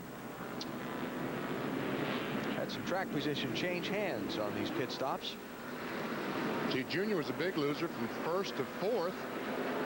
Gordon took over the lead. Harvick stayed the same. Newman, what a great pit stop for those guys. 52nd. 1:26 to go as we get the restart. Yes, I believe that we probably have seen some guys make their last pit stop of the evening. Under green. Under green. Well, under caution, Bill. I think they might stay on the racetrack for track position. Ooh. How about the 12 car, Matty? Well, he's going to have to stop at least one more time, Alan. Looking at the fuel calculations, Matt Borland told Ryan, we are about 15 to 20 laps short. Wow. Really? Now, that's hard to believe. Ryan Newman running second to Jeff Gordon. On board Kevin Harvick, the third place driver.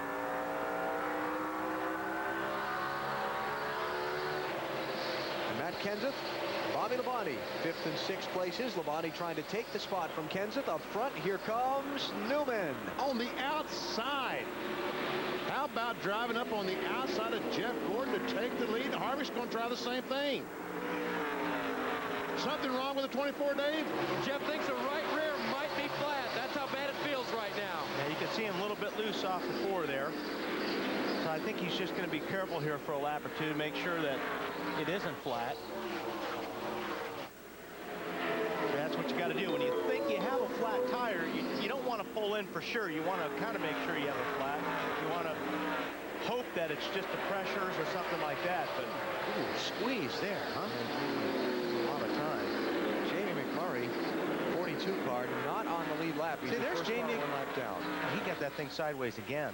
Well, what happened? The 18 car got between them. He was 3 wide, but he wisely went to the top to give the 18 some room, but as you said, too high. Let's talk about low tire pressures. Somebody like Jeff Gordon on that restart. They dropped the tire pressures for the restart to deal with the buildup. As the tire heats up, the air pressure, the molecules do their thing, and the pressure builds inside the tire. Is it easy to be fooled by a low tire pressure in the first couple laps after a restart? Absolutely. These tires are so sensitive. When you think they're taking out or putting in just a pound of pressure, you'd think you wouldn't feel that, but you really do feel it in these tires. And yeah, Alan, if your pressures are too low, the car is real wormy or squirrely until you get those pressures built back up. Their air pressure gauge that they use are in tenths of a pound, like 10.2 pounds per square inch. Bobby Labonte's got it going on after this restart. Just took third away from Dale Jr.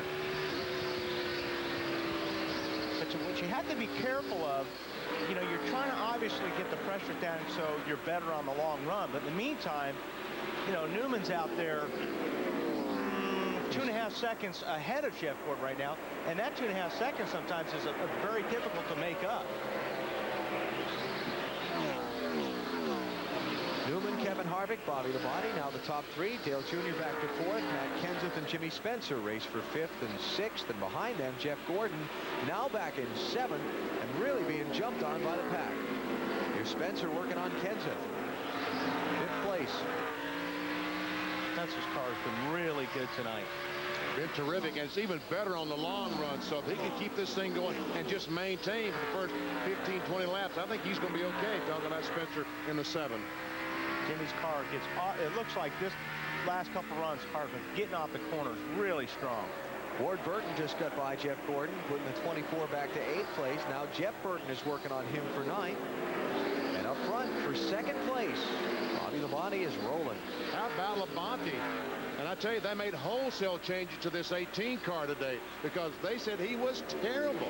You know, VP, I spent some time with Bobby up in the transporter late this afternoon before the drivers' meeting. I said, you finished second here in May, same car? I said, yep. I said, going to have a similar result? He said, nope, we're not good. Whatever they did on it has worked. Well, not only that, but they made a lot. They must have made a lot of changes here in the last couple of pit stops, too. Jeff Gordon, meantime, really hoping for a caution flag. Well, there you go. Oh, a hard crash. Elliott Sadler is backed into the wall in turn 1. Looks like the safer barrier might have worked for Elliott Sadler's car. Safer barrier being the softer wall technology that this racetrack has installed for this race.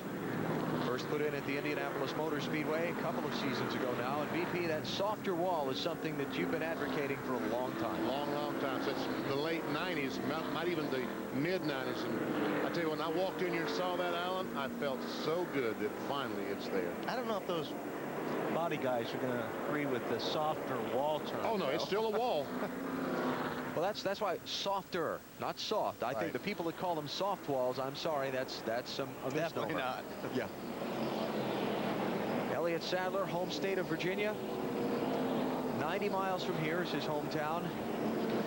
It's going to be a long trip, those 90 miles tonight.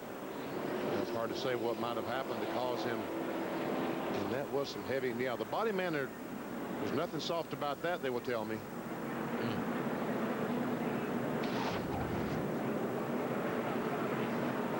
Pit road is closed because the safety equipment there is on the apron where the cars exit the pit lane. So let's get our break in here. AFC's popcorn chicken is back. I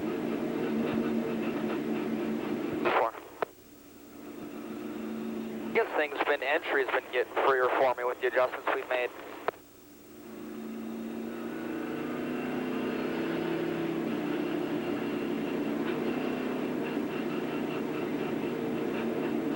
Brakes been looking better. You were pounding them pretty hard that time, I noticed, just on that little run right there.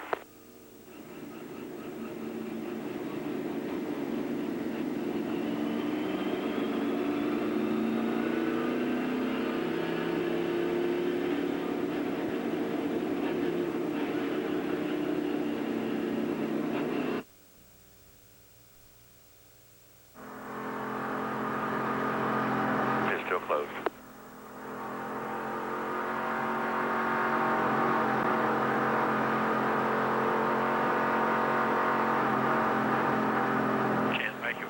Caution start. It's going to take about 5 or 6 more laps there, Richard. I mean, just ain't worth chancing it right here. only going to take 5 or 6 more laps to caution total to make it all the way? I mean, to put it on like drop dead, you know what I'm saying, to be taking a chance at it. I mean, I'd like to see 8 or 9 to call it good. If they don't come with it, the 4 tires, I believe, will make it up. Pit road will be open this time by for lead lap cars. 10-4, there's only 22 on the lead lap. We done drove from there twice today.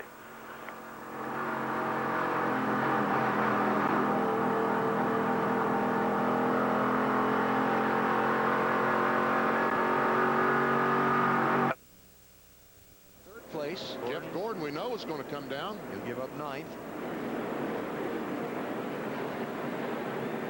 And then Terry Labonte from 12th will come in. Dave? Jeff radioed into his crew, guys, whatever we did on that last stop, take it out. You killed it up off the corner and getting in the corner. So it was a wedge adjustment. They're going to reverse it, put on 4 tires, fill it full of fuel. Bill? Terry Labonte down pit road. The car is loose off, so it'll be 1 round down on the track bar.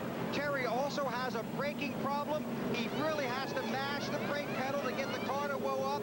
He's concerned about a vibration on the right front. They think it's a warped rotor. He's on his way.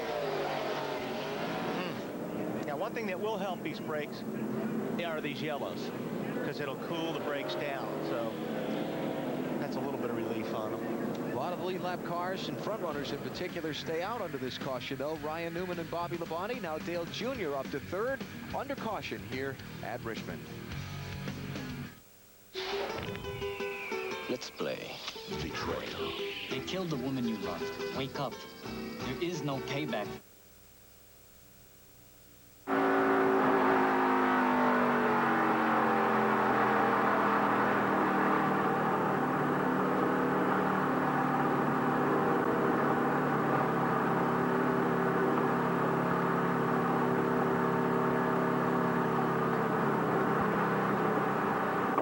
Todd, you'll be ready to go from here. Yeah, 10-4, 11th ain't too bad. We done done that 3 times tonight. Ran our own race. We'll be good. All right, Kevin, pull in belt tight. We want to go when you get over here.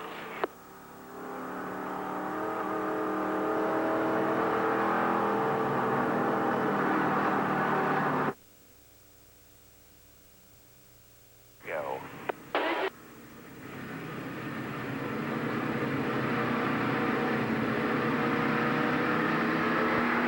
Here goes some cash for you.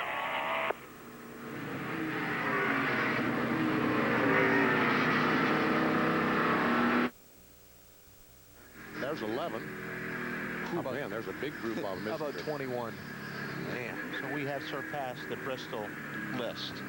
Now, we saw Elliott Sadler getting out of the throwing his steering wheel around and marching to the ambulance. I know he's angry, isn't he, Dave? Well, he may have cooled off a little bit, BP. Elliott, what happened? Something let go in the rear end, or either we had a flat tire. It kind of spun out on the straightaway. Batted to a softball. I want to come in Richmond on these softballs, and as I was spinning out, I didn't want to hit driver's side, so I actually let off the brakes.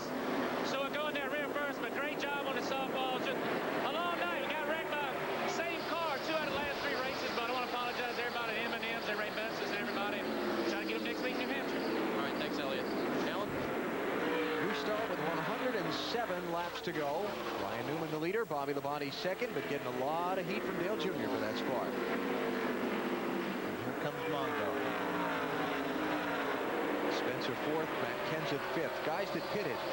Kevin Harvick was 3rd. He restarted 11th. Jeff Gordon was 9th. He restarted 13th. Terry Labonte was 12th. He restarted 14th. So that's where the guys with the tires are in the restart order.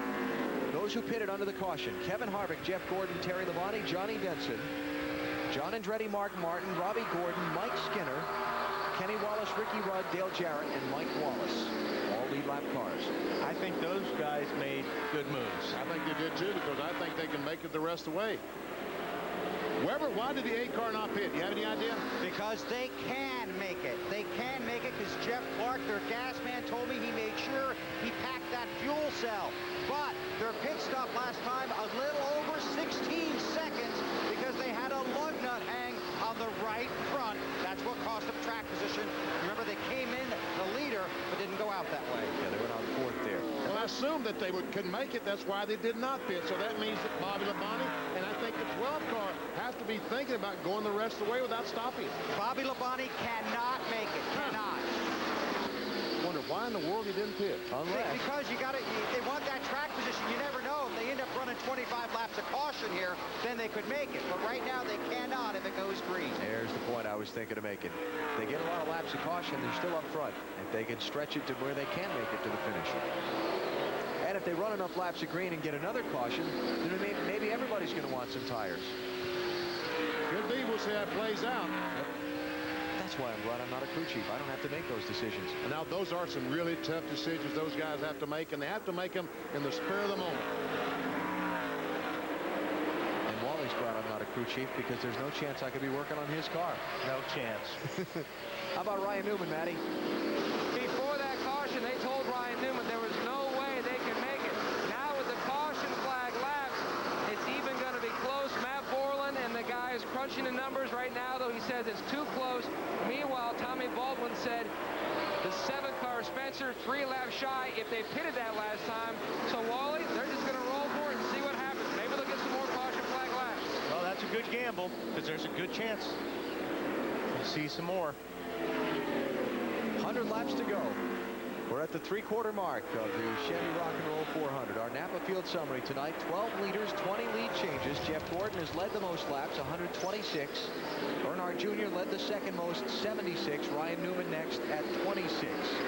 A lot of cautions tonight. A lot of beat-up race cars, but only 3 cars retired from the race. Elliott and Hermie Sadler and Christian Fittipaldi out. Everybody else back on the racetrack, even though they might have spent as much as 155 laps in the garage getting repairs made.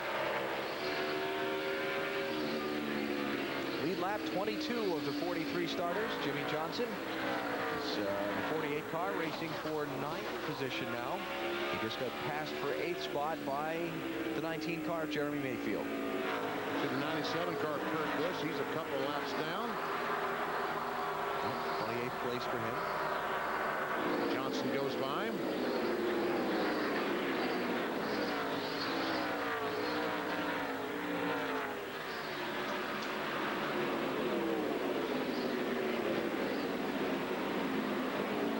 Johnson slipping back and Jeremy Mayfield moving up. You know who we haven't talked about really at all tonight? Mr. Richmond, Rusty Wallace. Most wins, most top 5s, most top 10s, most races led, most laps led on this 3/4 mile track. Rusty is not led tonight. He started in 17th, and Bill, he's running 11th. Yeah, it was in the top 10 a second ago. This car is new, and they just cannot get it figured out. It's loose, it's tight, it's loose, it's tight. They believe they can make it to the end on fuel. The question is, will the handle come to Rusty? So far it hasn't, but they keep hoping. Well, it's been better than the last few weeks have been for him. Oh, yes. Well, I can tell you that I was walking through their pit, and they said, are you surprised to see us here this late in the race? Yeah. Not on their way to the airport, having loaded their car up already after it was wrecked, like they did at Bristol and Darlington. Championship leader Matt Kenseth, talked about it earlier tonight, was involved in an accident back at lap 83, making decent nights out of their worst nights. They were involved in a wreck, could have been a problem. Here he is running 5th. And Jimmy Spencer right now is losing contact with the top 3 cars. He is 2.5 seconds behind the leader, Ryan Newman. Marty, how about the 17 car? What are they saying? It's pretty good, BP. And while we're on the subject of fuel mileage, this 17 bunch can make it all the way, even if we go green for the rest of the race.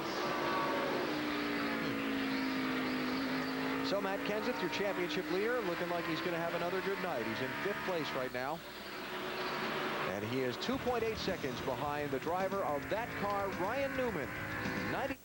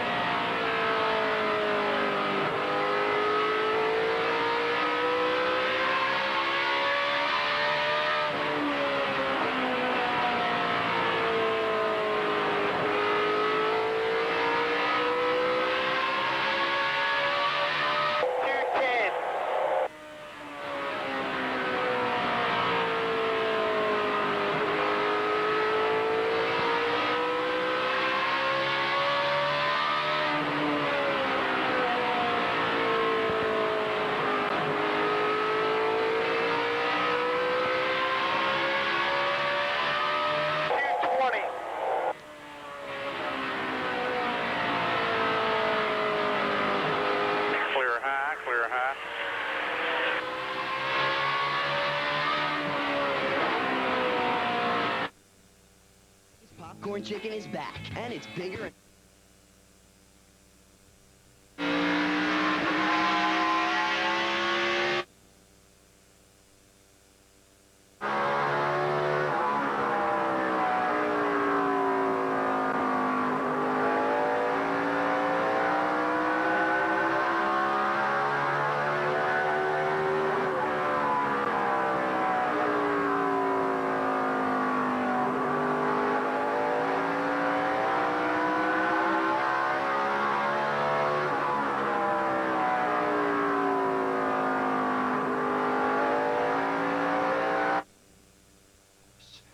You see, now I never knew that was from. Newman trying to win his first career short track victory. Winston Cup has the car, but not the fuel. At this juncture, between 7 and 10 laps short, Bill. Bobby Labonte and Michael McSwain talked about pitting last time, decided they would gamble that a caution might come out, so they stayed out. Now the caution is out. Caution is out for debris in turn 2. And a big caution break for Jimmy Spencer, who had just lost several positions. Sounds to me like his car might be on 7 cylinders, Bill. And Earnhardt Jr. hit that debris. His crew was jumping on the wall, and it's a big savior for him. He'll be coming in. Okay. Well, we can look for one of the top 5 to pit. Boy, he's going to hate to do that, because right now we have 22 cars on the lead lap. And unless a bunch of these cars pit, there's no way he can get this 8 car from 22nd back to the front in 80 laps. All right, here they come to the opening of pit road. Who comes in? Who stays out? I think a lot of cars are going to come in. Stops will come with 80 laps to go. Leader Newman stays out. Junior stays out. Bobby Labonte, though, comes in. Junior hung it right at the last second. Most of the lead lap cars are in. Marty? Your championship leader, 4th place, Matt Kenseth, will come in. Car just a little bit tight. He said if we can get a long run, we can win this thing. Quarter pound in the right rear, Bill. Bobby Labonte going to use this opportunity to come ahead and get fuel and tires, so they'll top it off. He'll be good to go to the finish, hoping those 4 tires will help him out, and that ensures their fuel. Ryan Newman and, surprisingly, after what we just heard, Dale Earnhardt Jr. do not pit, along with a few others on the lead lap. We'll reset that for you when we come back to the Richmond International Raceway.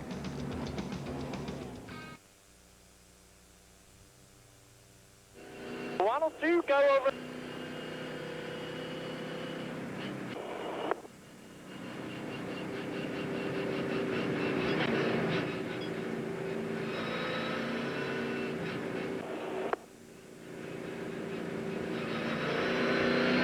Tires. I mean, I can't tell you if the splinters is gone. Just concentrate on what you're doing here. Just quit whining. Just quit. Let's win this race. Fuck off. I've been driving my ass off. I ain't been whining. All right, now you're right in front. You're weaving back and front, right back and forth, right in front of me here in the front straightaway, and it looks just like it has all night. Looks up.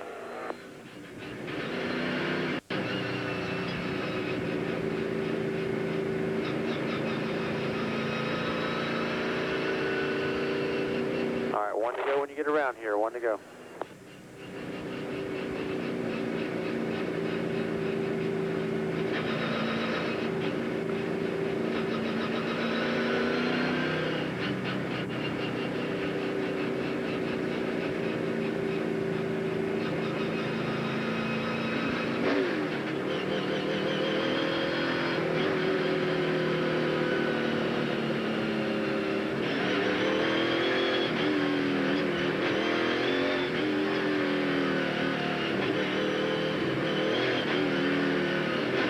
Car's coming, Junior.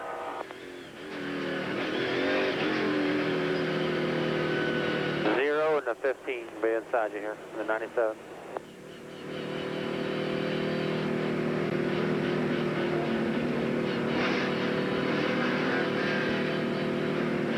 You're watching the Chevy Rock and Roll 400 from Richmond International Raceway on NASCAR In-Car on In Demand.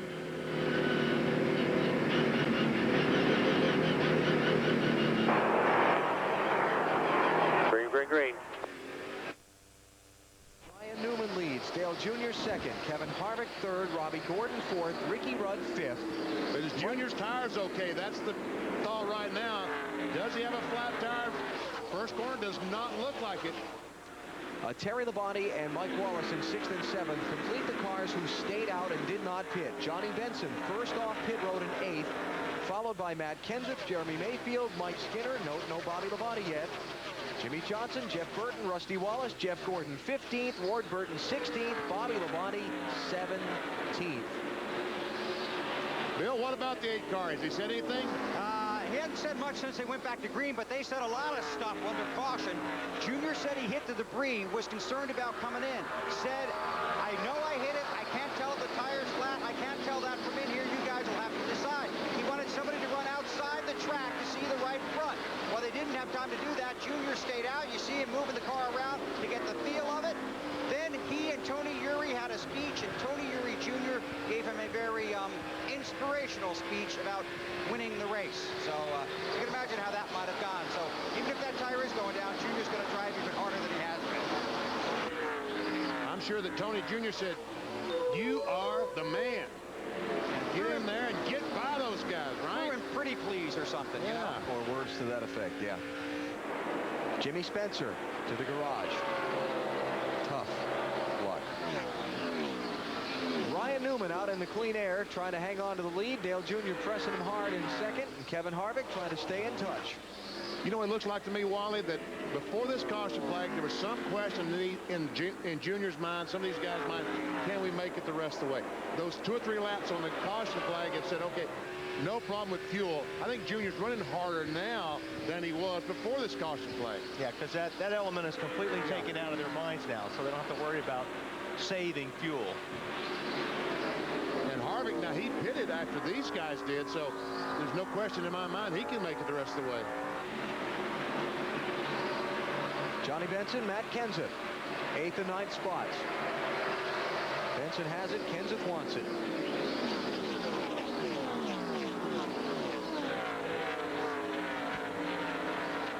Been a decent night for Benson. He's got a pretty good track record here at Richmond. 3 top 5s in the last 5 races here.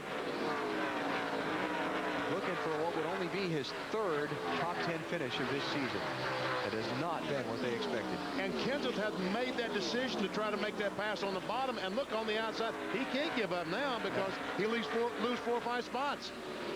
And Jeremy Mayfield and Jimmy Johnson and Jeff Burton right there. You're right, Ben. It's not like, okay, I'm going to back off and try this again, because they're all lined up behind Johnny Benson. He'll lose a lot of spots.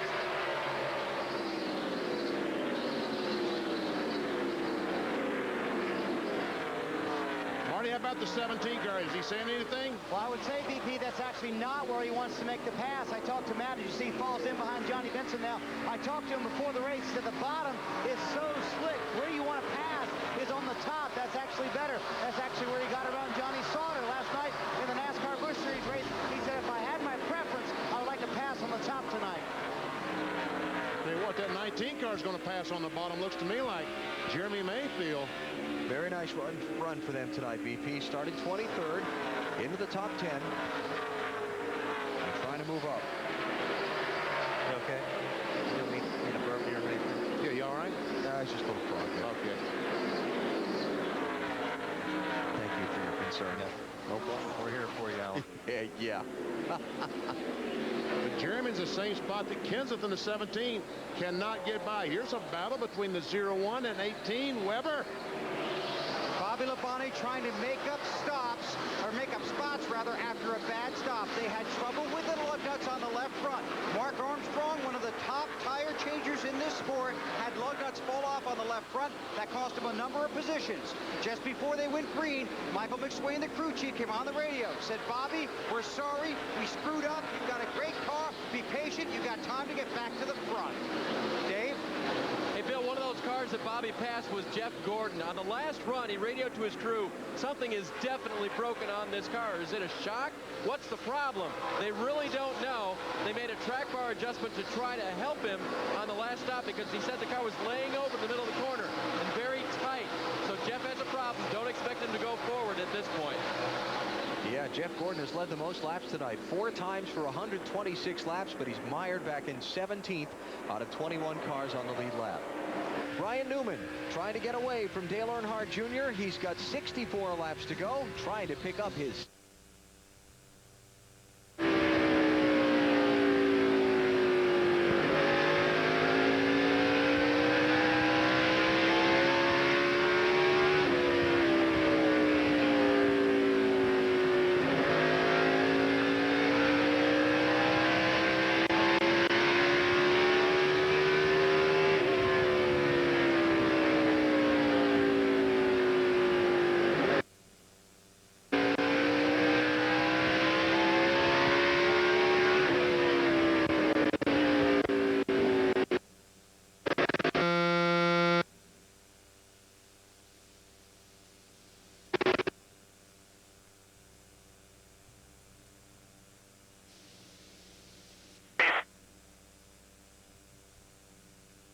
slow in the bottom. Come over this.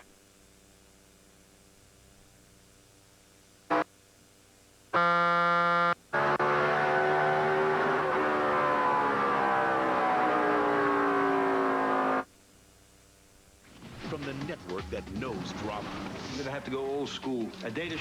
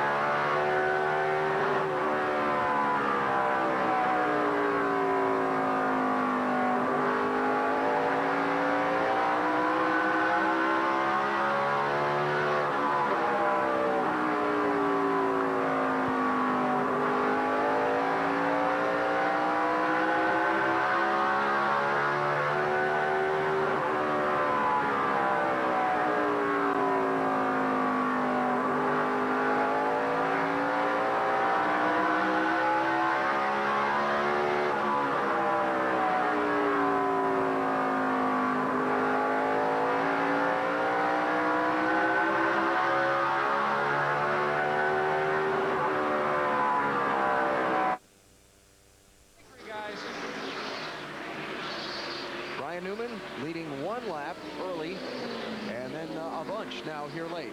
I talked to the crew last week in Darlington on this 12 car, and they reminded me they'd won 6 Bud Poles this year, and they wanted 6 victories to match that.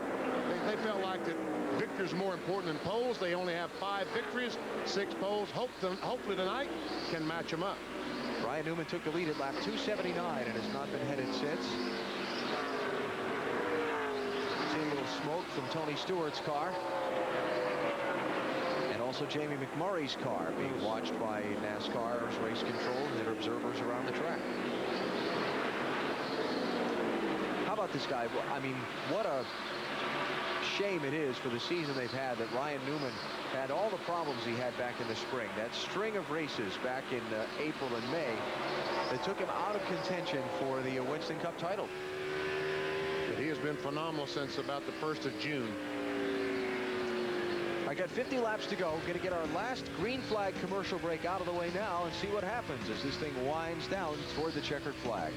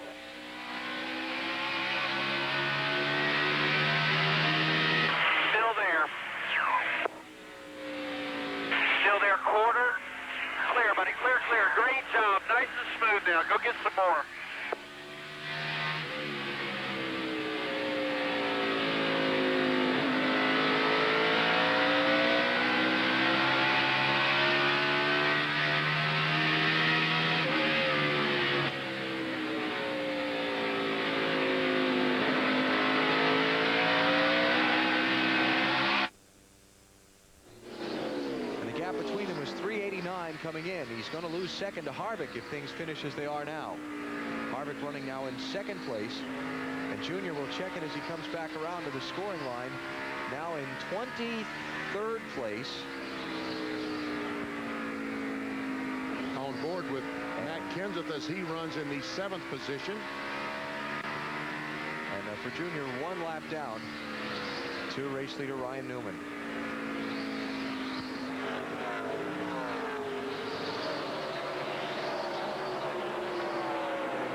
1 and almost 2 laps down for Junior.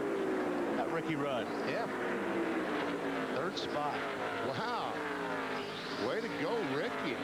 Marty made a little strategy play a little while ago, huh, Marty? And it's played into their hands, Alan. They are in 3rd. They can go all the way on fuel if they finish here to tie their best finish of the season, which they had at Daytona. Ricky turns 47 next Friday. It was stuck in 4th gear a little bit earlier. BP, is that a concern? He popped it out of 4th gear. There have been no problems since then, though. I don't think so. It wouldn't concern me. Obviously, once he popped it out, Marty, he had all the rest of the gears, right? Or is it just 4th gear that he has? I think he said it's working okay now. So Ricky Rudd, I talked to Pat Trice, their crew chief, today, and he said, we're going to be good. We have a good race car. Marty? He has use of all 4 gears, Wally, so that's going to make him feel pretty good.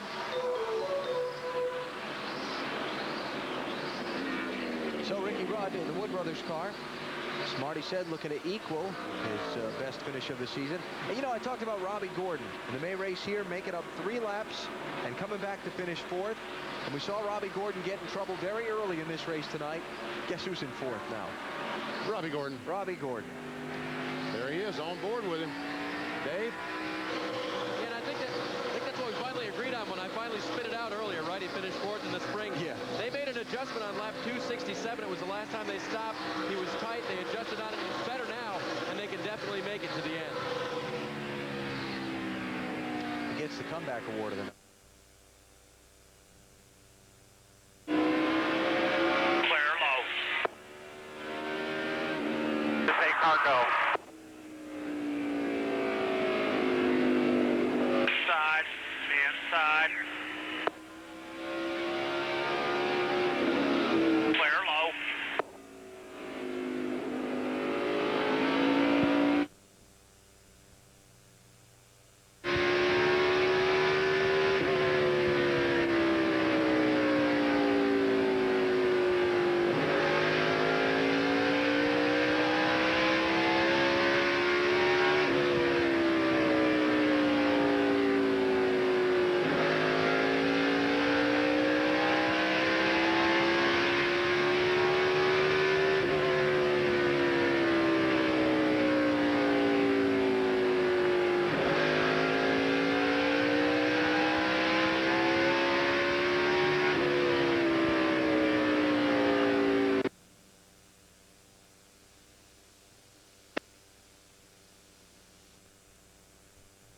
A 12 car in heavy traffic right now. Man, I'm telling you, and that 29 car is coming. You ever see the 12 on the inside of Kenny Wallace trying to get him a lap down, but right behind him is a 29 car. Kenny Wallace was last on the lead lap in 20th place. Now the first car 1 lap down. And sometimes in this situation, BP, if you're in second place, you're at an advantage, because when the lap cars are being told the leader is coming, then they know automatically that the rest of the leaders are coming, so they're looking for him. And they're trying to keep, they don't want to go a lap down, so they fight the leader as hard as they can. Once he gets by them, they just kind of lay over and let the rest of the guys go by. So it is a struggle sometimes being the leader in this situation with all that heavy traffic in front of you. Ryan Newman next to catch Ricky Craven, who's back in 30th place. 3 and almost the 4th lap down to the race leader. He goes by him. Now Dale Jarrett is next. And Dale is the last one on the lead lap in 19th place.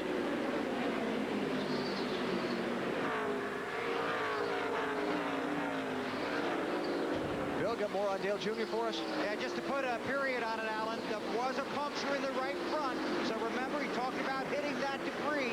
In addition to the vibration he had from what they might believe is a warped rotor, he did say he hit that debris. It could be a problem. Did have a puncture. That was the problem. All right, thanks. Let's tip the cap to Mike Skinner. and the 01 team also. Mike is on the lead lap. He's about to get overtaken by our leader, Ryan Newman, but this is their third car of the weekend. And that car never turned a lap here. Until the green flag wave. Right. They had to set that car up just off of their notes. And Mike has run a real good race tonight. He has that. Last. In the meantime, second place, close it in, Kevin Harvick. Dave? And they made a very minor adjustment on the car last time they stopped. Just a slight wedge adjustment, a quarter of a turn. And by the way, they can make it. How do I know? Well, they told me that. Plus, I looked in their pit. No gas can. Ryan Engelhart, the gas man, doesn't have a single one left down here. Oh, here comes Harvick on the inside, trying to get 3 wide in turn 1. Is that going to work? No. Ryan Newman having trouble. Here he with some comes. lap traffic. 2. 3 wide. Toughest? No, not quite. Harvick's angle into turn 3 was just destroyed. But Newman needs that upper lane that Mike Skinner's holding him from. We may see some rubbing here in a minute. Yes, sir. We're going to see smoke flying when these two cars get together in just a second. Oh, there he goes. Here we Newman go. up the track. Harvick trying to fill that bottom lane. Can't do it. Oh, Harvick almost spins. Oh, and someone's smoking, about to blow up, going in turn 3. Who's that? Jason Leffler? 0 car going to pit road for Leffler. I see Harvick there, wiggling the car, making sure, man, I hope I don't have a flat or got something on my tires. And now looking how quickly Newman got away from him. And now he's got to into his bumper because he's out of here. He's got to regroup. He's got to focus. Now, he won't waste a whole lot of time going through the 01 car. I mean, he'll want to get by the 01 car pretty quick. And Skinner doesn't have to fight him as hard as he did the 12, because now it doesn't matter. The 12 car is the leader. Right. So Harvick by Mike Skinner. And he's got 0.8 of a second to catch Ryan Newman. That's the deficit now. 24 laps to go.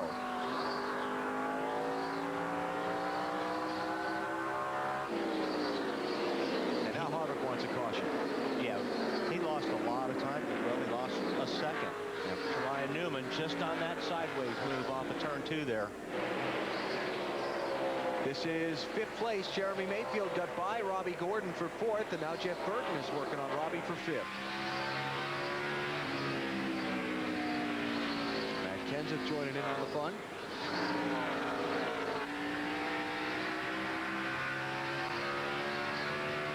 This is very quickly going to become one of Robbie Gordon's favorite racetracks.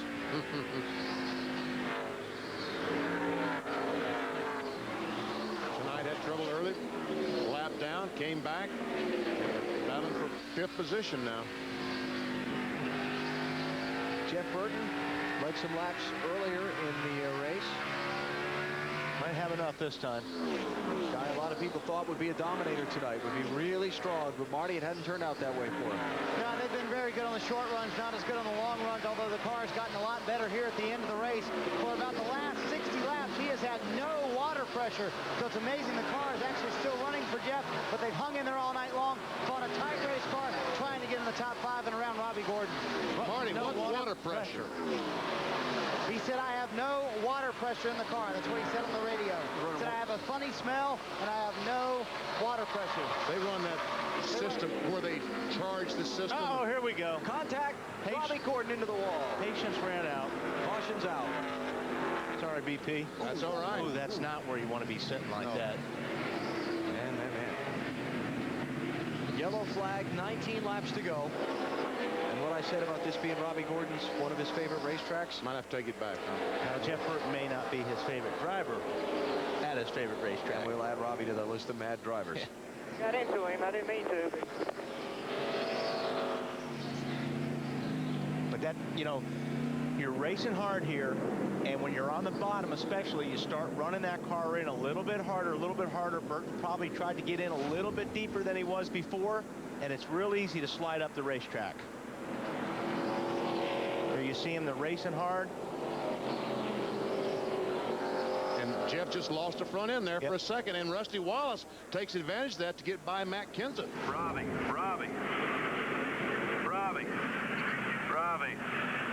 Stay on the bottom, buddy. That's... Just bring her down to the garage here, Robbie.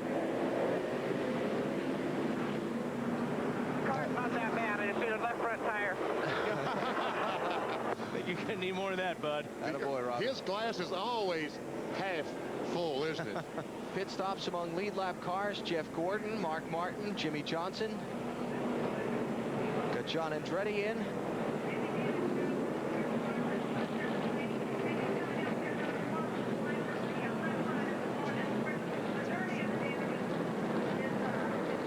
As Robbie Gordon tries to get his car repaired. On board the singular car, and we see Jeff Burke go. Oh, 99 just punted us in the wall. And you're right, BP, you can see that. Punted us in the wall. Left corner. Going down. That car really did slide up the track. Jeff Burton's car really did take a push. So under caution now, 17 laps to go. Kevin Harvick gets to close up the deficit he had to Ryan Newman and get another crack at it.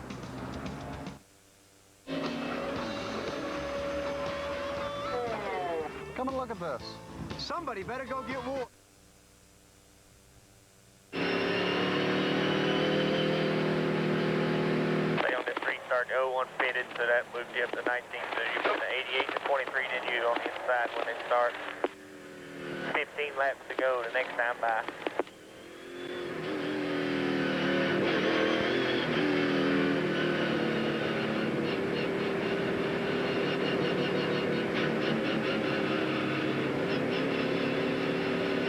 One to go when we get around here, Junior. 10-4.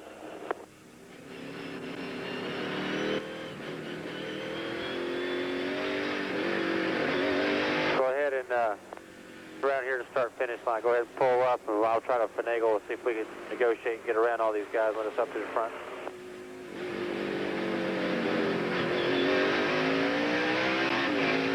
Keep on rolling. Hold up right there.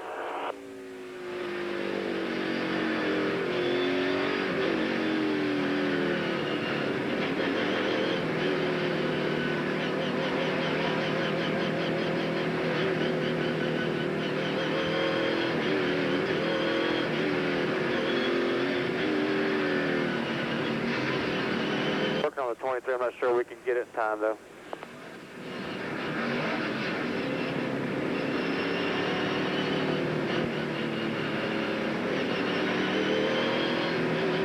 You ready?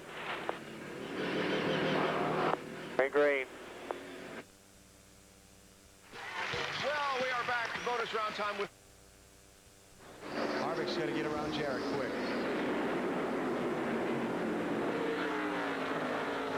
And he does. Dale Jr., a couple of laps down. Now one lap down in 19th place, trying to see if he can stay up there and get a caution. All right, here comes Kevin Harvick. You know he's tired of running second. He wants to win one of these babies. What's he run? Second? Last 3 races in a row? 3 in a row, yeah.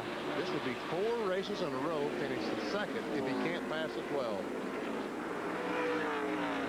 Remember though, it was caution is out. Down there, turn 1, I believe it is.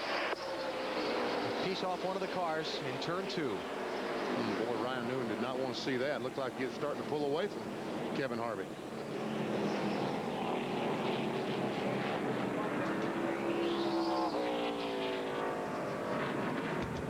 Take a quick minute break and come back while they go fish out that piece of debris. One man risks it all to...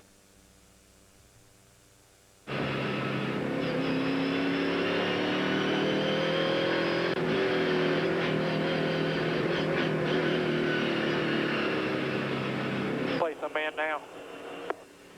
17. That puts you at 17.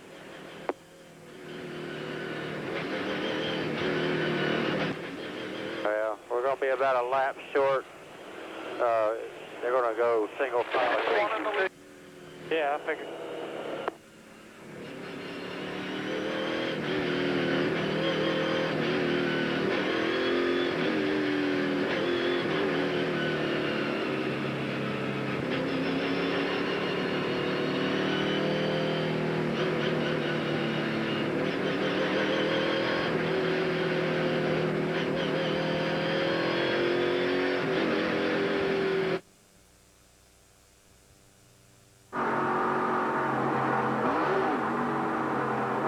Go when you get here. Got about 9 laps to go. We take the green.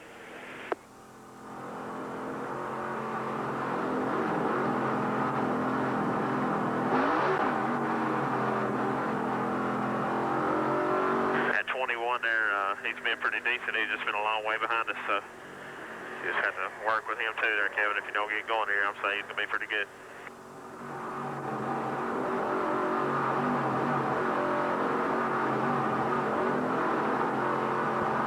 Where that 12 started darting, let that sucker brake check like he did down yonder.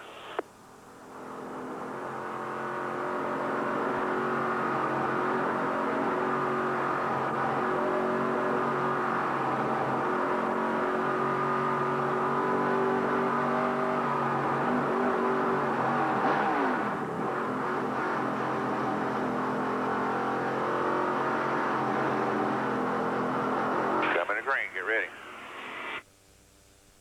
Trying to get the car straighter. 9 laps to go. Good restart. And you noticed it had no lap cars on the inside, less than 10 laps to go under the NASCAR rules. They have to start in a single line. This may get rough. Here we go for the lead. Harvick, he slid it again off 2. And meanwhile, Jeremy Mayfield back there giving Ricky Rudd all he wants for that 3rd spot.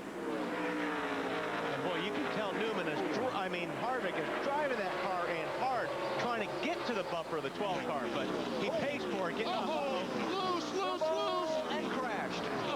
No. Back down into traffic. Look out. Wow.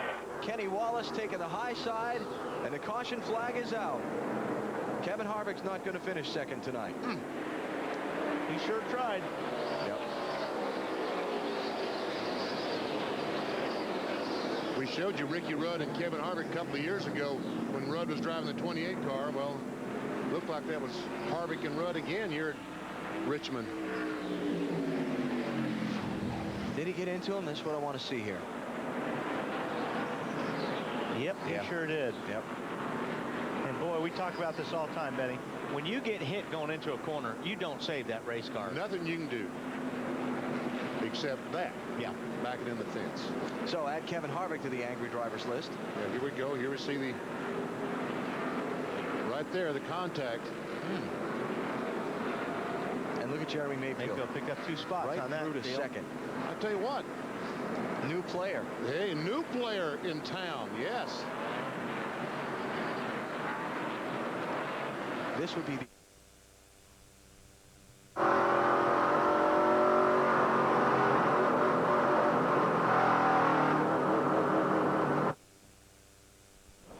Kenny Wallace squeezing through. So Harvick on pit road with his damaged car. We talked about he and Ricky Rudd tangling racing for the win here. This race 2001. Harvick gets a hold of Rudd. Watch that save. That was one of the best saves I've ever seen. So Rudd gets it gathered up. A few laps later, gets back to Harvick. And it was payback time. And Rudd goes on to the victory. Dave? BP, they stopped. They did pull out some damage, put on 2 left side tires, and Kevin indicated over the radio that he might like to buy Mr. Rudd a cup of coffee when this is all over. Yeah, that's not exactly what he said. Yeah, I understand. We understand. Is that with sugar? Or without? 1 to go here. And he's still, what? He's in 16th now? Restart will be with 4 laps to go. And This now is going to get exciting. Mayfield has his crack at Ryan Newman. Mayfield been struggling and chipping away at getting up front all night, and he gets a caution and gets through to second. And you got to do it now. Yep. I mean, you know what I mean? You can't wait and get settled in. You've got 4 laps. Did you see Ryan Newman the last time restart a little bit lower since he didn't have those lap cars down to try to drive straight toward the start-finish line and not spin those rear tires? It looked like it worked. Got to be careful, BP, because he was a little bit down that time. He's got to be careful these guys don't go up on the outside of him. All the fans are standing here at Richmond. 4-lap shootout to the finish. Mayfield trying to get a run at Ryan Newman. Newman got a good restart. Here comes Ricky. There's not enough room. That's a concern that the 19 car Mayfield has as he tries to go on the bottom. Rudd is going to drive on the outside. Newman staying in that second lane up that he's been using all night. So Mayfield tried the low lane and he lost the car lane. Yeah. Last win for Jeremy Mayfield, June 2000. Pocono, 107 races ago. Newman's going to be tough to pass at this point.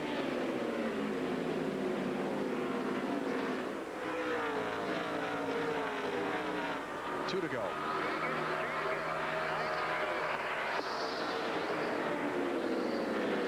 And Ryan Newman's getting away. Behind him, they're bunched up pretty tightly. They're trying to wreck back there. Yeah, that second group back there, they're trying to have one. Yeah, they went down in turn three abreast. Ward Burton's on the outside, so he's the big loser in that. Here we come. White flag. White flag. Cleared by two. Ryan Newman looking for win number 6 of 2003. Mayfield with a final desperation shot at it. Remember what happened in the last corner last night. Will we have a repeat? He's got to catch him first. He tried. Going to get there. Ryan Newman wins the Chevy Rock and Roll 400. Great run for Jeremy Mayfield to pick up second. Ricky Rudd third. Jeff Burton fourth. Rusty Wallace fifth. Your championship leader Matt Kenseth finished 7th. Dale Earnhardt Jr. 17th. Kevin Harvick 16th. What a job the 12 team has done this year. Attaboy, Matt. Hey, Matt, I didn't believe you when you said you couldn't make it on gas. Oh, here we go. Oh, yep. Angry drivers, we've got some tonight. We got Robbie Gordon looking for somebody. That would be Jeff Burton. Yep. Ricky Rudd looking, Kevin Harvick looking for Ricky Rudd. Yep. And he knows that Ricky Rudd has come to the top 5 impound area on pit road. Did you hear that? Let's be smart. That's where he's coming to find him.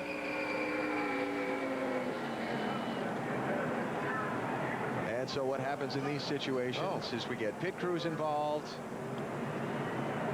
Harvick's pit crew coming in to intervene.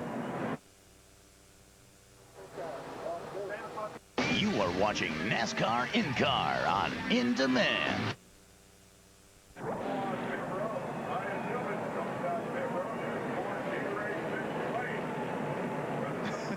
You know, and those good wrench guys, they were there to protect Kevin from himself. Yeah. I mean, they were not, that's the only reason they were there. They weren't there after Ricky Rudd. No, they were there to, Exactly. These guys are going, hey, get off our car, man.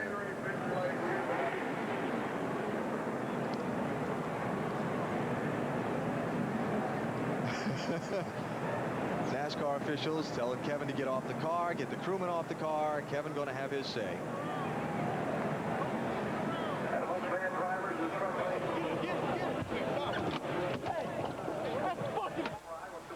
Well, here we go. He walked across the top of the 21. And now it's on. I'll tell you what, that big official, Big Andy. Big Andy's. Think about going by Andy.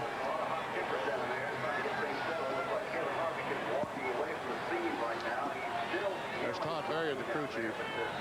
Matt. Yeah. Betty, we've got Todd Berry trying to hold back Kevin. Very frustrating night, Kevin. Yeah, I tell you what, Jim Goodwin's car was good tonight. Ricky Rudd took a goddamn cheap shot at us. And if he's going to, take a cheap shot, he's going to get one back. I promise you that. And it's off to the big red truck. There's Pat Tryson, the crew chief for Rudd. Marty? And Ricky being pinned to the car right now by Pat Tryson, his crew chief. Ricky, what was the contact with Kevin about?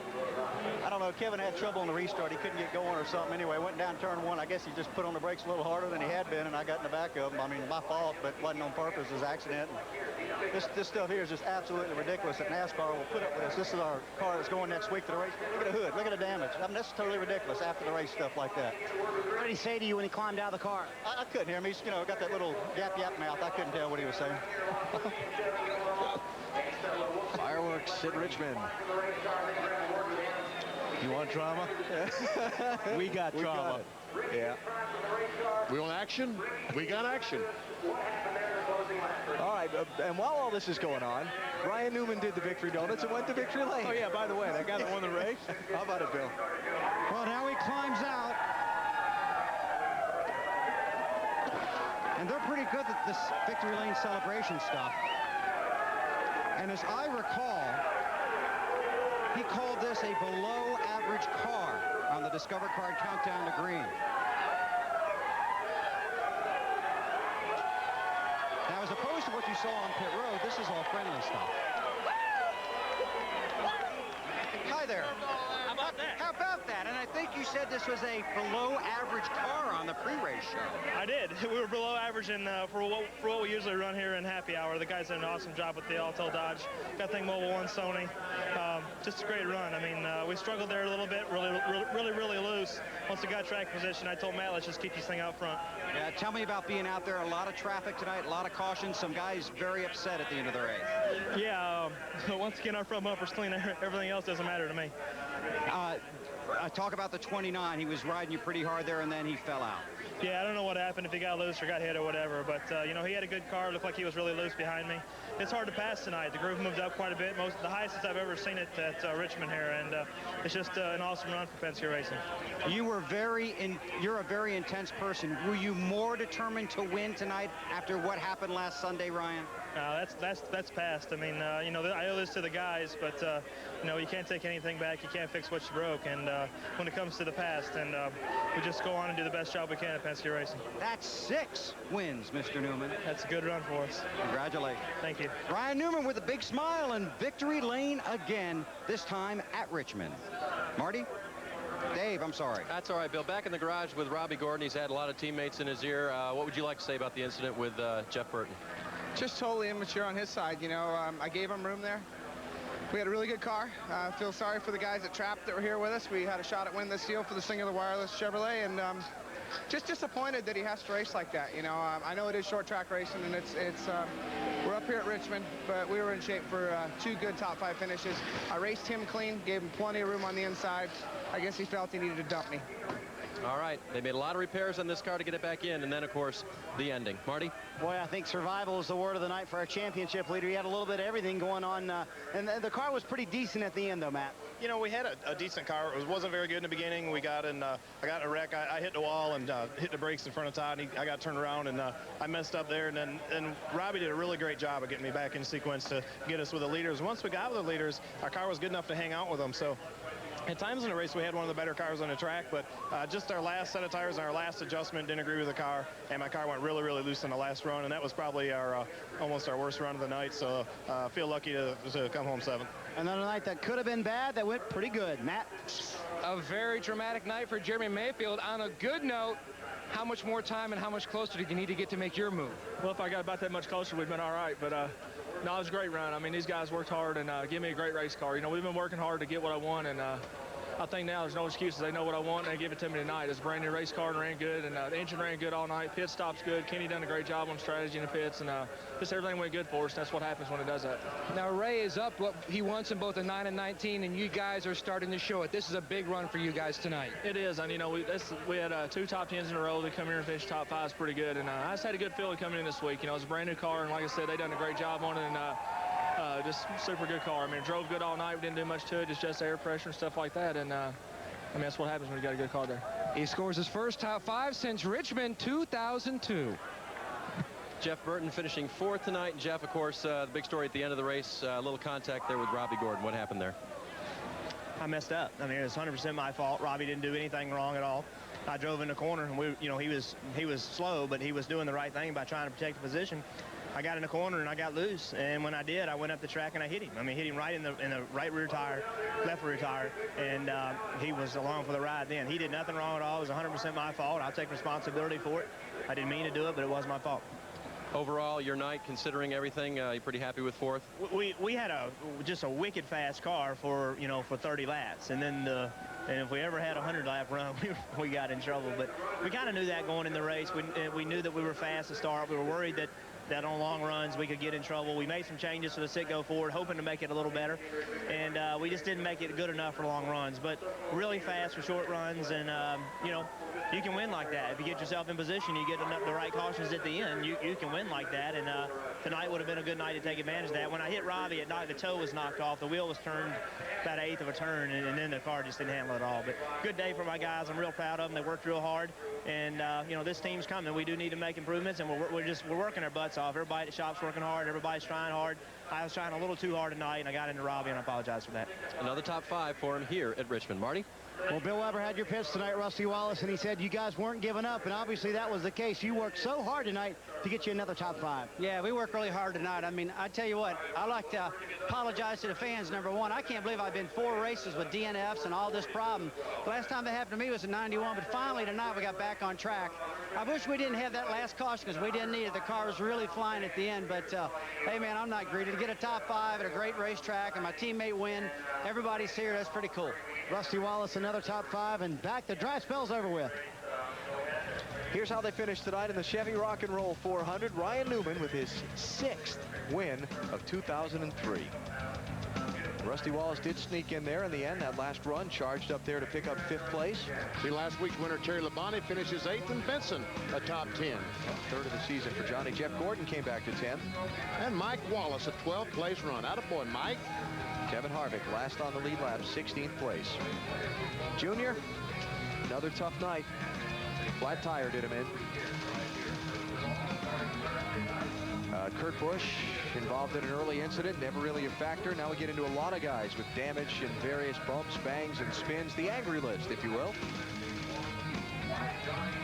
What if we need to make a new category to our list from the merely angry to the supremely boiled?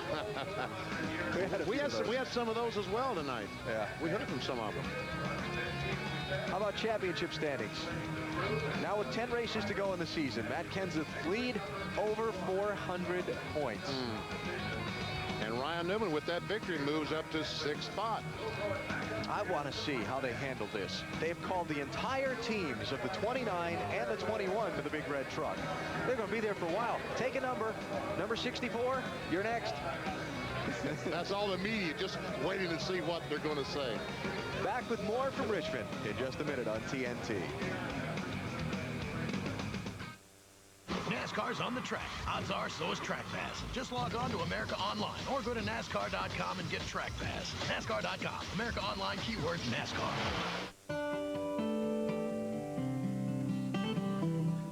It's more than a sport. It's a club. Members gather on weekends. The meetings get pretty crowded, but everyone's